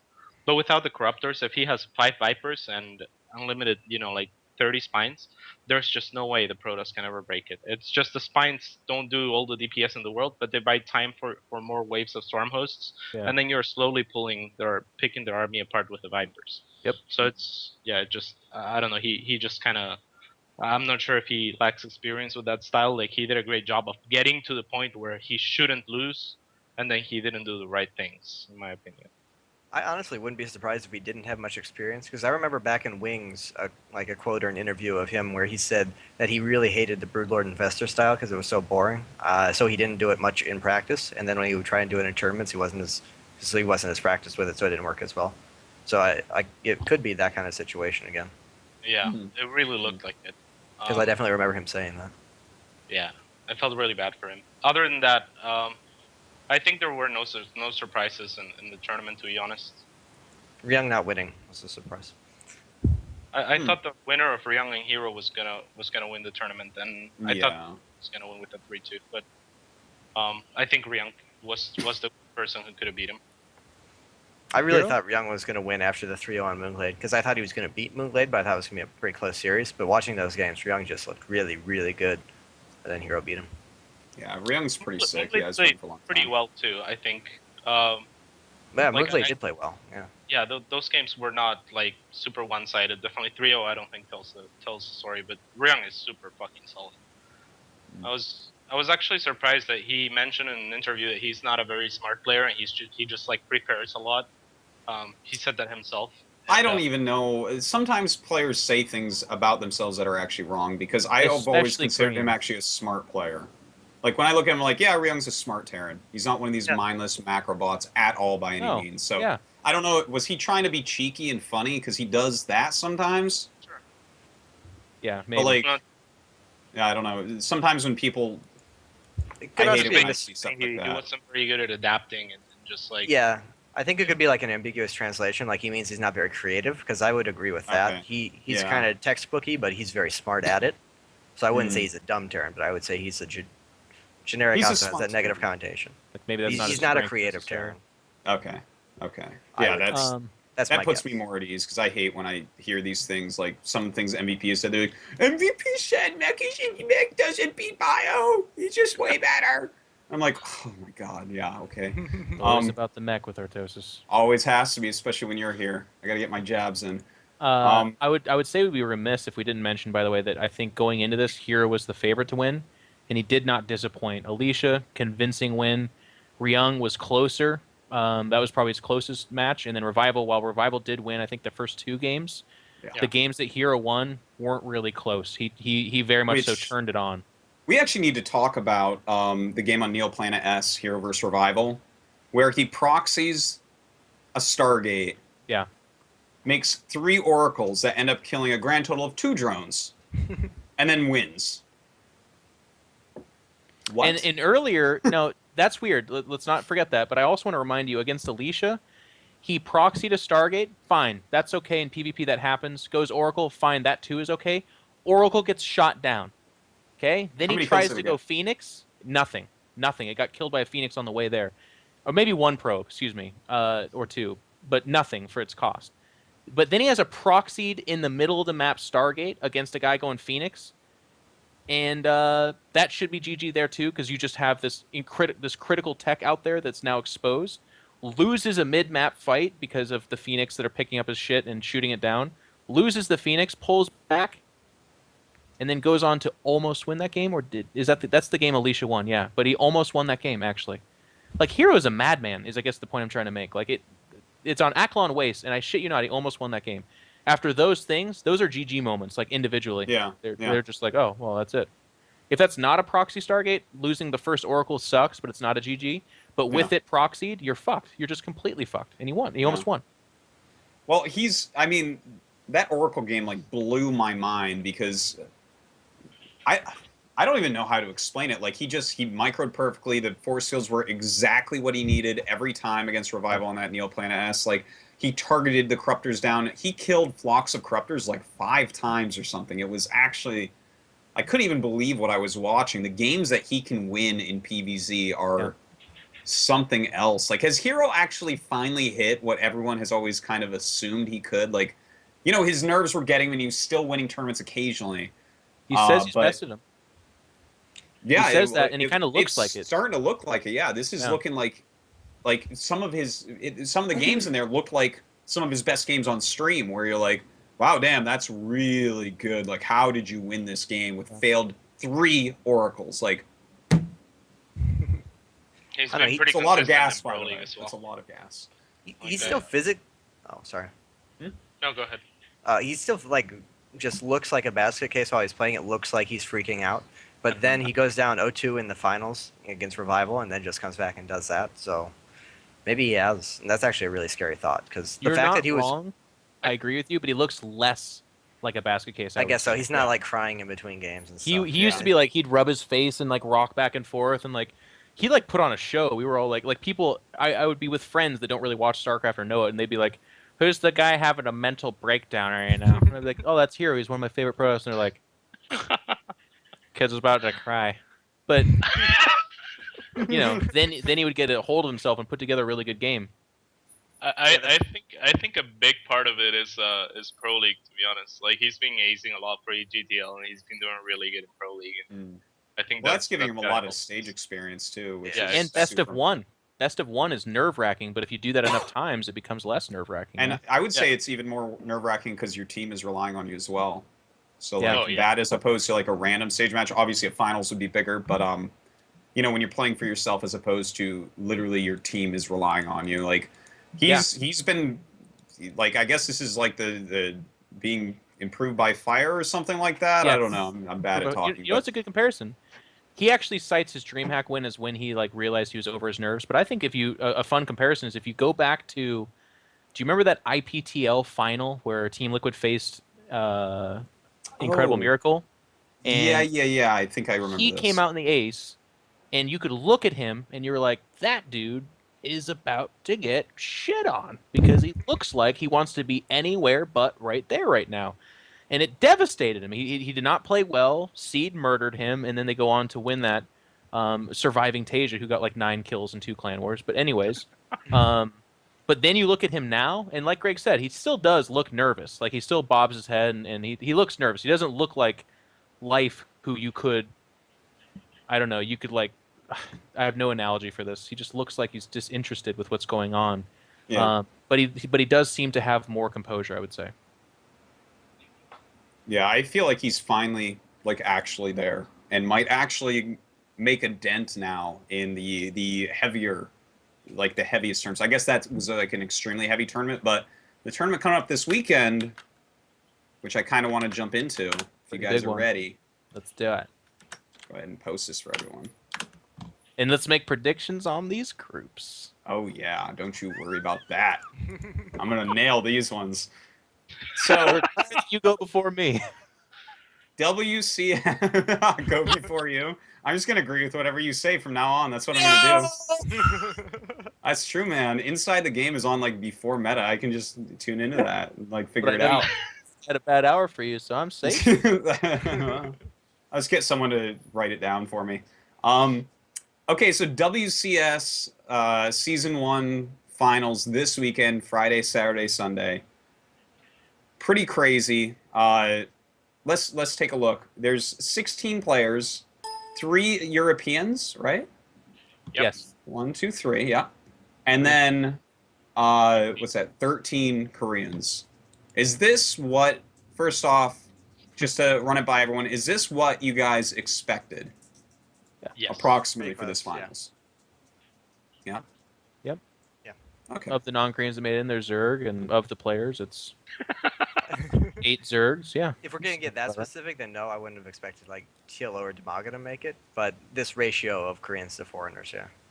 Okay. Okay. And in fact, with the ratio of Zerg players here, how do you feel about that, Greg? We kind of talked about this. Over to you, Greg. We talked about this. Talked about this last week. A lot of the seeding is done based on the end of Wings when Zerg was dominating. So I know. give I'm it a just season or fucking- two to settle out. Well, happened? Watch Innovation what destroy happened? everyone anyway. Yeah, like Greg said, at the end of GSL Wings of Liberty, it all settled out. That's not what I Wait, said. wait. Does this count as like if a Zerg wins this tournament, can we push the bet to this tournament instead, just so that it's more Yes. closer to us? yeah, Let's I do think that makes sense because the finals of OSL is so far away, we won't Yeah. even remember. So Okay. yeah, we should do we it for can do this that. one, Greg. Yeah, that's Okay, fine. cool. That With makes the three of amount of the- Zergs in three here, of I'm the- feeling pretty confident. That's Yeah, but this 3 of one. the Zergs are foreigners, though. Yeah. You know what's Okay, cool we got that. about this is that we have like 4 of the best TV tiers in here with Innovation, like 4 of the best, like 7-ish or so, in Well, my opinion. Or historic. around there. They're like really good TV tiers, is what I'm trying to say. So there's a possibility that we'll have the Artosis scenario, but the reverse. What is that? He's starting to metagame himself, man. He doesn't even know what he's saying right now. What on earth is the Artosis scenario? No, the scenario where I knock out all the Terrans that are good against Zerg, and then Oh. Jeff beats me and wins WCG USA. We can have the reverse of that, where You bastard. Now, a yeah. Terran knocks out Innovation, Now I and remember then why a I'm on Zerg the can show. win. Innovation's the best TVT, though, so it doesn't matter. Innovation shits on Flash, and Flash is better than every other Terran here. Innovation's going to win. Him and Flash have close ones. Come on, that's a close series. Ryung and 4GG. I know that they're not the Kespa guys. We got to respect them.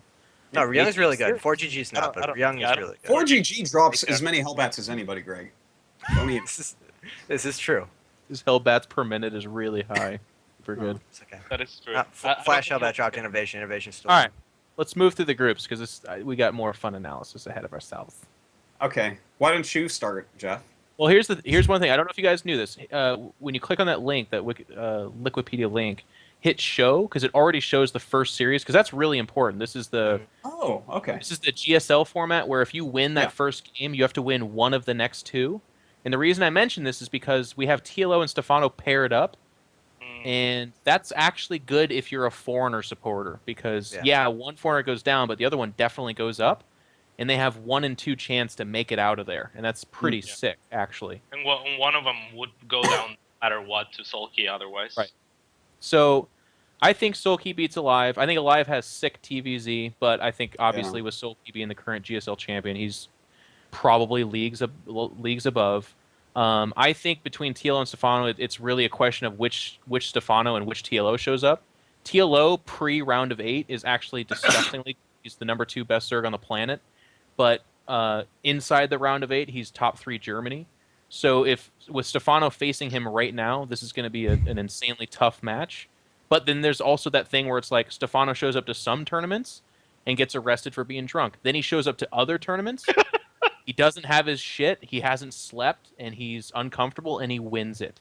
So who knows which Stefano this is?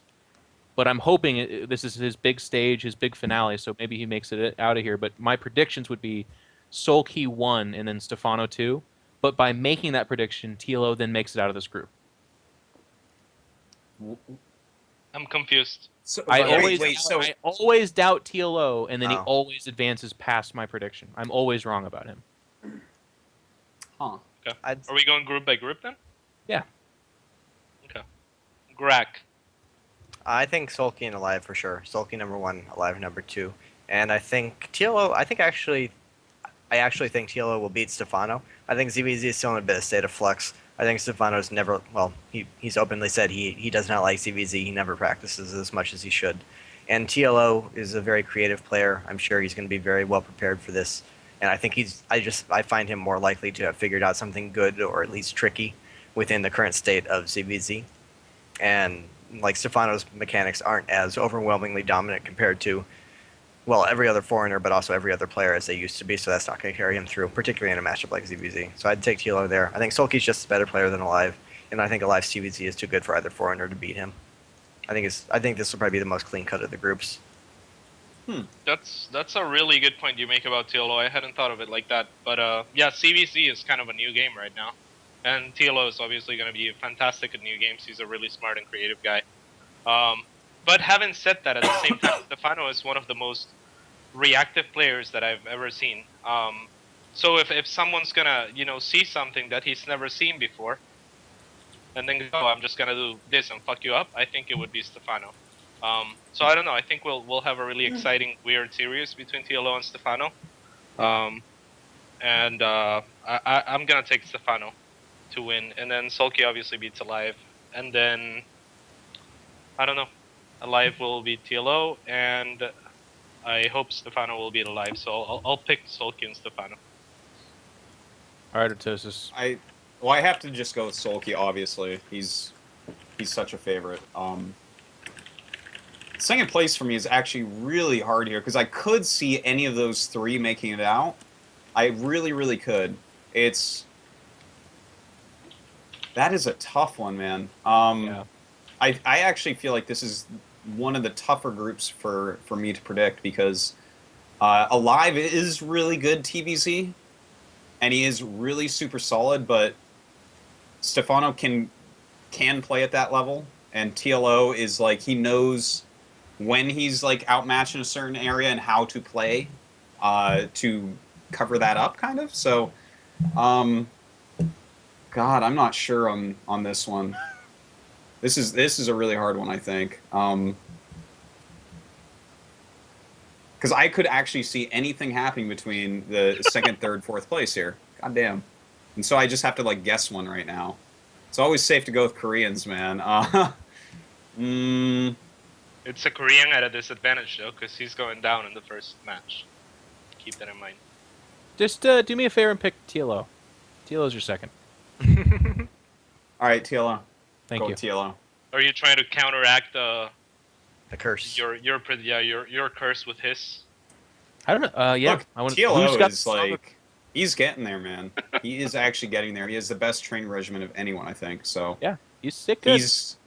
He's going to be feeling good as far as someone who doesn't live in Korea playing here, because he's been here a lot in the past, and he's got the healthiest lifestyle out of everyone, including all the Koreans. So he's going to have a clear mind and play very well. I love Dario, and he's crazy good, and he's one of those guys that actually was really good, took a big dip, everyone discounted him, and has actually legitimately come back to that top-tier status, which is, I think, really inspiring and cool. But every time I see him in these tournaments, I look at the other names. Stefano, one of the biggest winners there ever was. Alive won one of the hardest tournaments ever. Soulkey, the current GSL champion. How the fuck can you pick TLO over those guys? You know what I mean? He invented the does. nuke. That's how. That's true. It's true. All right. Group B. Next group. Can I say that this is easily the most boring group in this tournament? What? I disagree. I disagree. What's a more boring group? The Group first D. A. Yeah, good point. No, not A. It's D. No, Group D. Group D is more boring. Catz Group is wrong. A Can we agree that TLO Catz is and wrong? Stefano in it. Yeah, can we agree that Catz is wrong? Let's just do that real quick so I can be right. Catz, you're wrong, man. Yeah, Catz is Wait. wrong. So in this, MVP versus Ryung, fascinating to me, because Ryung is such a sick TVT sniper, but then it's MVP who is just guaranteed to take top 2 in this tournament anyways. So I don't know how that happens, but something in there happens. Kangho versus Alicia, kind of interesting too. Right now, God, Korean. I'm starting to get, I'm sorry, I have to cut you off. Do I'm it. getting like tears in my eyes right now thinking about this. How cool would it be for MVP to beat Soulkey in the finals of this tournament? I would just be so happy. I think If that honestly, happened. In the finals, he's like, Innovation, how did you fuck this up, man? Like, Tanks were bad against Broodlords, but they're pretty good against Roach Bainley. that's true. He will go mech too. He won't fuck around against that stuff. All right, go ahead. Lost that other GSL to then win this one. But Kangho versus Alicia is interesting because right now the Korean's EVP response to Void Rays is to go Mutas, which it has like varying effects of either it kind of works because the Protoss is just in the middle of the map with their Void Rays and no Mothership Core, or it doesn't work at all because they're playing defensively and they're like, oh, you went Mutas. Well, let me get to my 4 Stargates and make some Phoenix now. And then that just Which gets shot. hockey I have it on? They're going like this, trying to find it. Oh, they're like, you made Mutas. How adorable. Let me get out a few of these X's here. This is going to be fun. But I think in this group, it's number 1, MVP, and then number 2, I'm going to go with Ryung. Which is a crazy pick because they play each other in the first match, so one of them comes back from the gutter.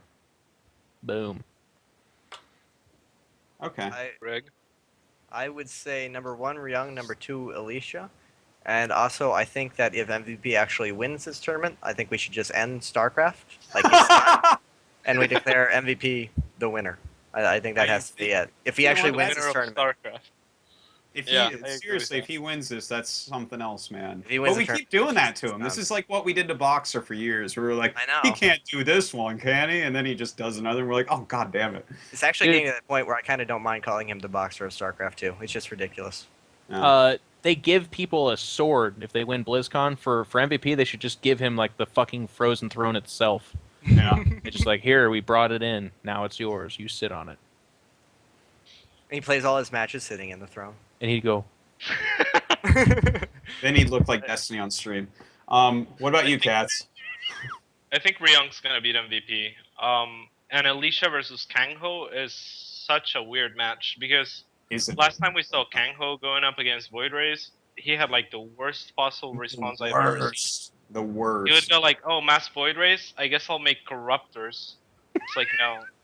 And then he's like, you know what's good against Psystorm? Infested Terrans. Yeah, that was the worst ever. I want to see I the almost- split. I almost felt like in that match he had like this square piece of tape and he saw the high templars coming. He slapped on his monitor and threw all his infested Terrans in the block to make sure that they would all die to one storm. Having said that, though, I think Kangho is the better player, and Alicia is somewhat predictable, in the sense that he will be making a lot of Void Rays. So I'm thinking his teammates are gonna be like, "Hey, dude, don't make Corruptors against him, okay? Like, and infested Terrans. Don't use Yeah. infested Terrans." And then he'll be just fine. Yeah. So I think that Kangho will show up with a different game plan, a better game plan, and he'll beat Alicia. I think Kangho takes first after beating Ryung, and Ryung It's takes second. Lucira, right? Kangho's Lucira? Yeah. Yeah. So I think the Lucira. game plan he'll show up with is just to max out on Roach Ling before the Void Rays come out and then to kill him. It could be. I might be He's- paraphrasing the last 3 years of his career. Sorry. I was just reaching back might in every be. game he's ever played. Sorry. It's a good point, man. Yeah, that match is a little bit hard because Kangho played the worst versus Void Rays that I've really seen. Like even worse than what Nestea was doing. And Alicia has so many PVZs out there right now that you can look at from the past 3 weeks. Like you can actually watch like 15 PVZs or something. It's insane. Like he's basically mapped out his entire style and everything he's capable of at this exact moment. And that means that he has like, I guess 5 days on the ground in Korea before he gets to play this match. So maybe he'll have it switched up. But I'm not the most confident about that. So I'm kind of leaning Kangho to beat Alicia right there. Because, yeah, he has to fix that. Like, after that SOS match, someone at the IM house had to be like sit him down and give him a little talk and be like, listen, that was bad, okay? We can do better with you. You're better than this. That So- fight was the most one-sided shit I've ever seen. It was like Yeah. 200 against 200, and then it's like mass infestors, 2 swarm hosts, mass corruptor, against a massive ground army and like a million void rays. So he drops all the infested Terrans, 2 storms kill everything, and then he has like 2 fucking swarm hosts to deal with the rest of everything. Oh, it was so bad. Yeah, his Zealots and Void Rays clumped. You'd think he Yeah. would have maybe thought about using Fungals, but no. It was rough, man. So that it's a hard one to call, but I think someone had to sit him down and just tell him how to play against that a bit better. Ryung versus MVP is pretty hard to call too. I'm just like I'm just gonna go with MVP on that. Who gets out of the group? Watch this now. Like choose Ryung and Alicia. Like, that's Wait how I for do it. it. Oh, that's actually kind of smart. If I choose the 2 players that go up to the winner bracket, and then choose the other 2 to get out of the group, that covers all my bases. Like I can't be wrong all the way. I think MVP is going to get out of this group. And I think actually Alicia is going to squeeze out, just barely. He's going to squeeze out. Yeah. Not bad. By the way, there's more cats. There's no Idra predictions, Simon. If Simon's writing notepad. Yeah, he's right. Is Greg not predicted? No, he has. It's just two Oh. cats on each. Oh, they just didn't write it down for me. Mm. Who do- Now I'm confused. Yeah, I don't know what's going on.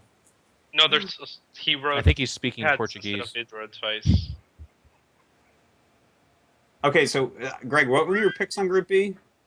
B, I said Get your Ryung pitchforks first, out. Alicia Simon's second. screwing up for once. Ryung first, Alicia second.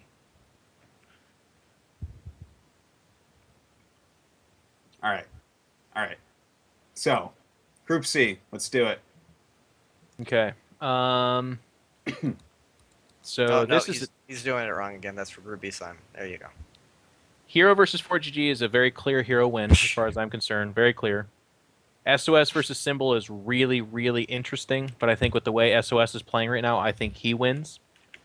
And then Hero versus SOS could very honestly go either way as far as I'm concerned. SOS has just been showing like really crisp, solid play, but then Hero's coming off of a win of a major tournament where he looked amazing too. And of course, Alicia, no SOS, but still, Alicia's a high caliber Protoss. But either way, my pick to make it out of this group is both Hero and SOS, as far as I'm concerned. That's a good pick. I like that. Soulkey is obviously really dangerous, but I think 4GG gets stomped on. Symbol. What? Yeah. Symbol. Symbol, not Soulkey. You said Soulkey. Oh, I said Soulkey? Yeah, I meant Yeah. Simple, sorry. But I did mean 4GG gets stomped on. I agree that 4GG gets stomped on. I think... Well, Hero definitely wins that match. SOS and Symbol is really close. SOS plays so weird, but he's good at it. And Symbol plays so weird, but he's good at it. So that's like one of the hardest things to predict for me. I guess if I have to choose, I think Hero first, Symbol second. Maybe? But to me, that's the hardest to predict amongst those three. Yeah, I completely agree with that. I actually typed my predictions on Reddit, and I had pretty much the same thought process. I think Hero goes up first, and then SOS and Symbol. I don't know. I'll say Symbol for the sake of. Wait, did you say Symbol? I said Symbol. Yeah. I'll say SOS for the sake of disagreeing with Greg. That's one of the more interesting matches in the tournament to me, just to see how their two styles play off each other. Like, I really want to see that. Yeah. That's actually it's hard to say if Symbol's going to get out of this group for me. I would say for sure 4GG is not coming out of this group. He has, I think, very little chance to actually come out of here.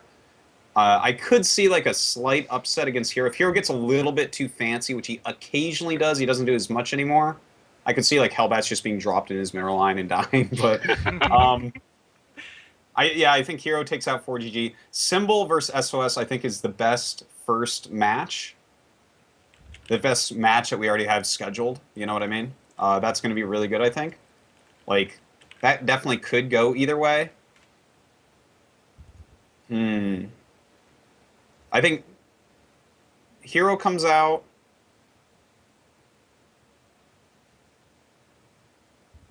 I think Symbol is going to come out, too.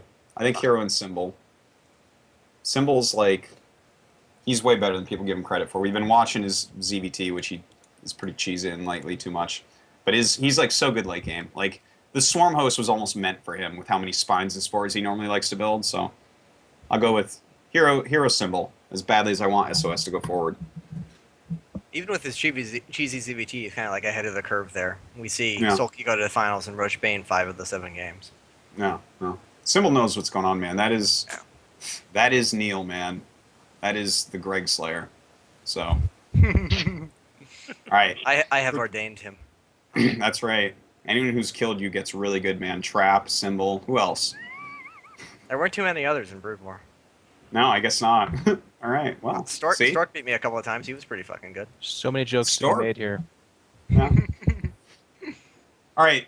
Group D. Group D. I'm going to predict Unfortunately- Innovation, just in case you guys want to stay around away from him. Go ahead. I think everyone's going to predict Innovation, unfortunately. Obviously. Poor Revival. Our boy gets Innovation first round. That's just, tough draw. I mean, one thing to look forward to for him, I guess, is that if you look at Innovation's last series, you're like, well, I guess Roach Baneling's pretty good against him, so we're going to see a lot of that, I'm guessing. Damaga Roro. I'd love to root for our boy Damaga, but you got to go with Roro there. And then that makes me think that it's going to be Innovation clearly making it out of there. And then I'm actually going to go with the crazy pick, which is obviously biased because I'm on his team, but Revival. I think he beats Roro ZVZ. I think he makes it out. You're actually a crazy person. I'm a crazy I'm person. just throwing that out there. You're a crazy person. Well, Crazy. EGs have a very good You've got an ZVZ egghead, record man. against Roro. He might not even Wow. get to. He might not even get to play Roro because Damaga, foreign Zergs also Yeah. have a pretty good record against Roro. Hey, back in the day, man, he was the first person that actually took a game off Nesty and ZVZ after Nesty's hit his stride. That's not really where I was going with that, but yeah, that too. Demaga will come up with some crazy shit. I assure you. Yeah, Damaga will he do will. something wild. He can create upsets. I think, especially in ZVZ. But yeah, I think Innovation goes out first, and then I think that Roro will take second, but I think Demaga will beat Revival in the lower bracket thingy. If they face each other, would you like to play some money bet? If you give me odds, Wait, No. Damaga... What? No, you just predicted he wins. Why would I give you odds? because I want him to win. You just I mean, said you I'm- think he would win. That's not a want. Catz Okay, goes- Catz okay, goes here's- as here's well. No the thing. bullshit show, Cats. This is metagame. No, Alright. no, we all predicted Snoot and Moonglade last week. What do you think that is? I won't You give can't odds. root against these people, man. You can't fucking root against the Maga. Like, I can tell you, he making it out of that group is pretty unlikely, but I think it's likely that he can beat Revival. There you go. Put your money where your mouth is. I'll put my money if you give me odds. Well, then what good is your word? What is that? I feel this is true. And someone's like, is that really true? He's like, well, if you'll give me an advantage on it being true, then it is. It's like, Okay, here, I bet on Soulkey against Innovation. I won $300 from Gosu yeah, user. so give me a chunk of that. Gave me odds. Because No. I thought Innovation was still a little bit favored, but I thought that Soulkey had a good chance of taking it. This is It's- different. You just straight up called Damaga's going to beat Revival, and I said, call. I went, snap call. Boom. Hey, you gave me odds once. You remember what that bet was? It was your teammate too, but he wasn't your teammate yet. I predicted Thorsane beating Fruit Dealer, and you gave me 3-1 odds, I think. I think you already have my money. Well, those are bets where odds are. I think Revival Damaga is much more even. But more importantly, you thought Damaga would beat Revival, and I knew you were wrong, so I want to make some money off the deal. Okay, $50. Okay, call. Done. Whoa. Whoa, that took a while. All right. That's how business is done, Jordan. That's how business is done. You just bulldozed him into that bet, man. He didn't want to do that, and you got it out of him. Congratulations. American way. The American way. He's Wait, gotta- if they don't play, then nothing Gotta make his No, they Thorsane- play. happens. No. I think they're gonna play. Sorry, guys. Oh, Wait, so who's on what pick now after all that? I it's my pick turn. Innovation and Revival to make it out, and then it's the next person. Oh, Okay. Cats, what is your Roro. predictions? Innovation, Roro. Innovation Roro. Yeah, Innovation Roro for sure. Okay. Now I know I- that one. Roro Revival, there's a little bit of wiggle room. Revival could definitely beat him, but I think Roro is a pretty handy favorite. And then Innovation's not going to lose to anyone. Roro is not going to lose to Revival. I'm sorry, guys. Revival's Welcome not to bad. reality. No, he's not bad. But Roro is like top 3 Zerg in the entire world. How confident are you on that? He's a different level. You want the $50 bet? Like, I will give it to you right now. You can 2-1 give me confident? odds. It's like, okay, Jeff, whatever. Yeah. Jeff said the Revival was gonna make it out, and this is a no bullshit show. So what? Yeah, man. Let's bet Give me on the Roro 50. and Give me Revival the $50 getting- bucks. Roro against Revival. Do Let's it. take- do it. Do it, I'm gonna- Jeff. I'm gonna win money from Do it, Cats. Jeff. I call. Done. If Roro and Revival play, $50. Let's do it. I am All right, so. that was easy. It's so funny that you have straight odds on that. By the way, Revival versus Roro. Like, As opposed to You Revival did versus chat. Damaga? You force it out of Cats, man. You got to give what you. Yeah, what you even give. Matt, and you think the Revival's gonna make it out. So why wouldn't? It's an even. Hey, it's obviously an even. you're bet. right. I, think- took the bet. I think took Revival Roro is way closer than Revival Damaga. Like, I do too, but Cats is an idiot, so I had to take his money to make sure he could get that money elsewhere. Wow. Well, Thorsane made me more money than I'll ever That was make. sick, though. That was sick. That was After that I'm was done, the TSL where all the foreigners beat all the big Koreans. Remember that? That Fucking was awesome. before Koreans knew what latency was. Good God. It's true. Remember when Night End beat somebody? Who did he beat? Somebody. Didn't fucking Adele Scott beat MVP? Adele Scott beat MVP. Really? Sick. QXC had an amazing, like, he beat some Protoss. That was hilarious. You know what, though? As bad as that was, the Thorazane MC series is still, to this day, in my opinion, one of the best best ofs ever played in StarCraft 2 history. Which the Thorazane MC. Thorazane That MC. was so good because that was when it seemed like MC was unbeatable and that style was unbeatable Yep. because no one Calder- could fight quite like he was doing it. Yep. That was an insane series. And then the Cloak Ghost that we still see stuff similar to that today. Yeah. That shows us like you need speed upgrade and like observers all over. Like, that was a good one. That was a good one. Okay. Enough prediction on that. There's one more thing I really wanted to talk about, even though we're going a little bit long today. I want to talk about the map pools and the fact that someone made a Reddit thread. I didn't even think about this. Someone made a thread about shouldn't the WCS map pools be the same? And I'm not even going to pose that question because of course they should be the same. And here's the real question. What is the right size for map pool? What is the right type of map pool? What do you guys think? Because like I was really smitten with DreamHack using 5 and all of them being on the ladder so that you could X off 3 maps and actually play those maps. I think that's better for the people playing in the tournament and the people watching because you can actually just select DreamHack maps and that's actually going to make you enjoy ladder more as well as the tournament more because, you know, you with the 5 maps, you get more experience on them, you understand them more, you get what's going on a lot deeper, whereas, you know, some of these tournaments you watch, you're like, Dreamforge Atlas, I've never played this, none of my friends play, I don't know. But then again, I look at some other things, like I remember WCG having 4 maps and how it was kind of cool because you knew every damn pixel of the map, you know, and it was like, what do you guys think about map pool sizes and things like this? I think the most important thing is that every map is available on the ladder, especially for something like DreamHack, where there's a bunch of people who don't necessarily have pro team connections or serious good practice partners who are willing to work as much as, you know, an up-and-coming pro gamer might want to. So I think being able to practice on ladder is very, very important. That's the biggest thing to me. And I think 4, 5, 6. 6 is on the high end, 4 is on the low end. I feel fine with 5.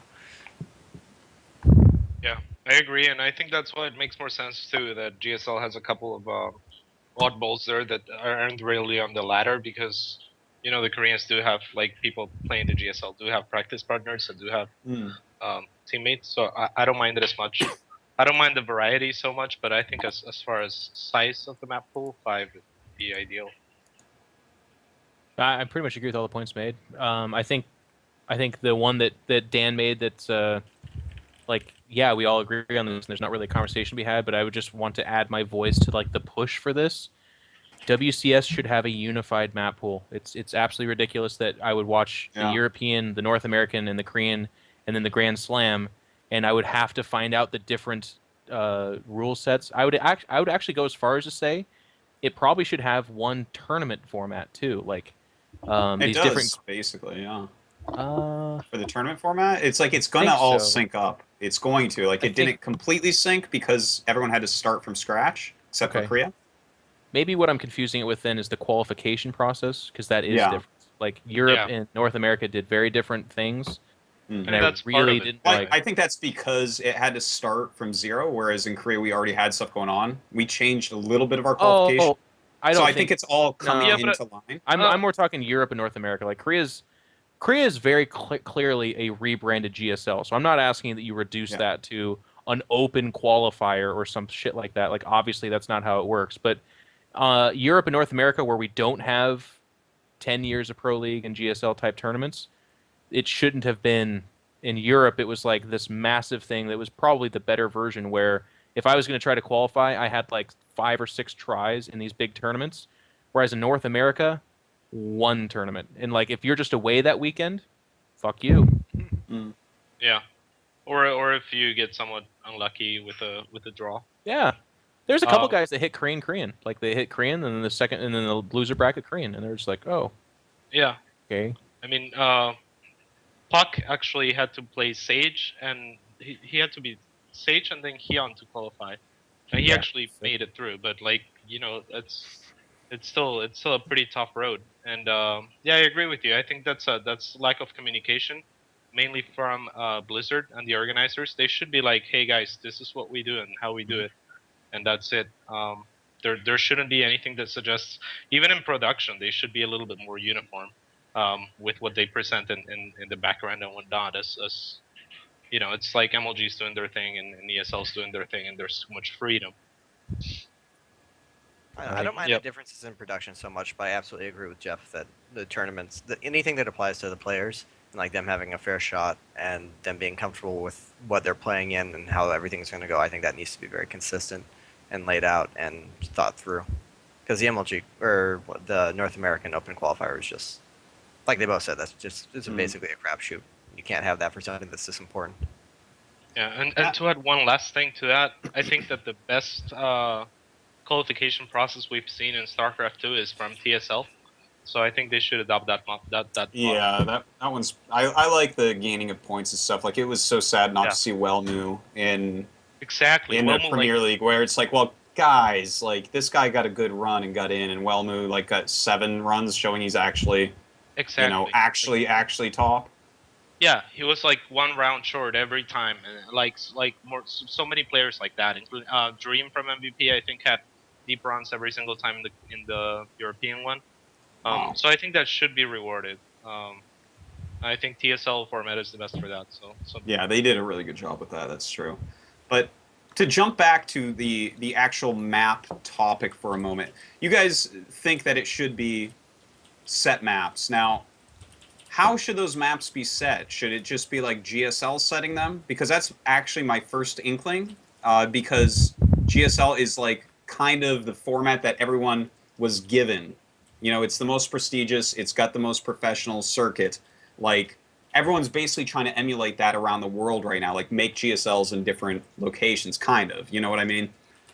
So, do you just go like that? Because you kind of are already taking so much from the GSL format. They kind of know the maps. How do you choose? How do you choose the maps if we do it that way? Unless they're willing to introduce the GSL maps, especially or the ones that are in the international WCS pool, unless they're willing to put those on the ladder, I'd say no. Because like I think it was Catz said, the Koreans have a training system. They have teams that they can work with on maps that are off ladder. A lot of foreigners, you can't count on foreigners having that. And even in Korea, I feel it's a little bit iffy. But I guess if you're gonna try and be a pro in Korea, it requires that level of dedication anyway. Actually, no, I take that back. The Code A is always on 3 generic ladder maps, if I'm not mistaken. The Code A qualifiers. Yeah, it is. So it's even always then, on ladder maps. So we cannot have the off ladder maps in the international tournament. That would be my only hang up with letting them pick. Okay. Add to that the fact that the Koreans like get more time to prepare for each match. So regardless of the map, you should know what your like specific matchup strategies for each map. Whereas in the foreign tournaments, you know, half the tournaments played over 1 weekend, so it's a little bit tougher. I kind of like that. So is there a way that it could be like Premier League only, all the same maps? Like maybe all Premier Leagues use GSL maps or something, and then have every qualification up to there be more accessible? Because that's like when you hit the big time and you can practice? Or is it actually okay to just have everyone have different map pools?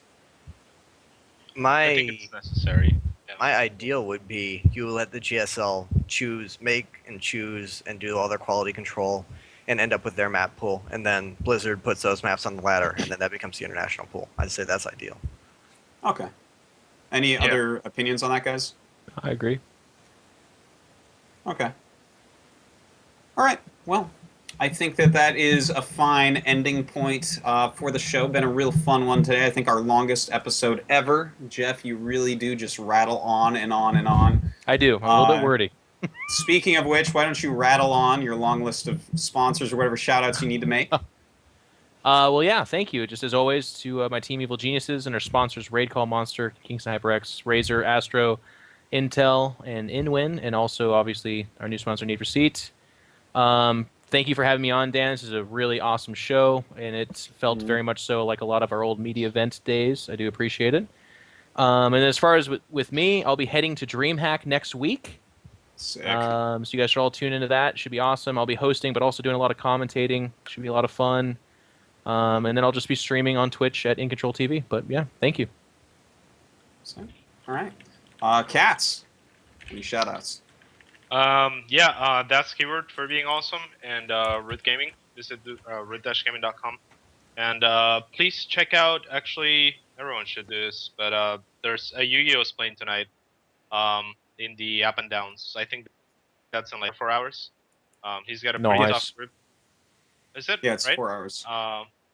Yeah, he's got, I think, Creator, Jangbi, and Gumiho. So it's a pretty tough cool. group, but Wow. it's a good one.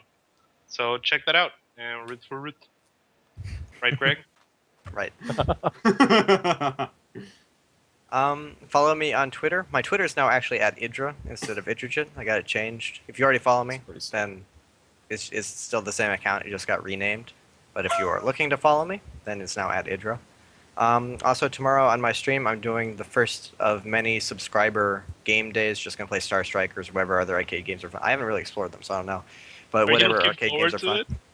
Kinda. I really like Star Strikers. That's fun as shit. So that one will be fun at least. And so just, you know, any subscribers, and it'll all be streamed so you can watch if you just want to see more casual fun stuff. So everyone should tune in for that and also subscribe and play with me and give me money. And then beyond that, I think that's it. Yeah, just watch my stream regularly. Twitch.tv/Idra or Idrigit. Also, I'm a siren. So. I I think know we're all you are. sirens at heart. Yes, indeed. Okay, cheers to TT Esports and iBuyPower, my great sponsors, allow me to do a lot of streaming, which I have been doing a lot of streaming lately, so check that out at twitch.tv/Artosis. Well, I guess you're there already because you're watching this, unless you're watching the VOD or listening to MP3, and then go there.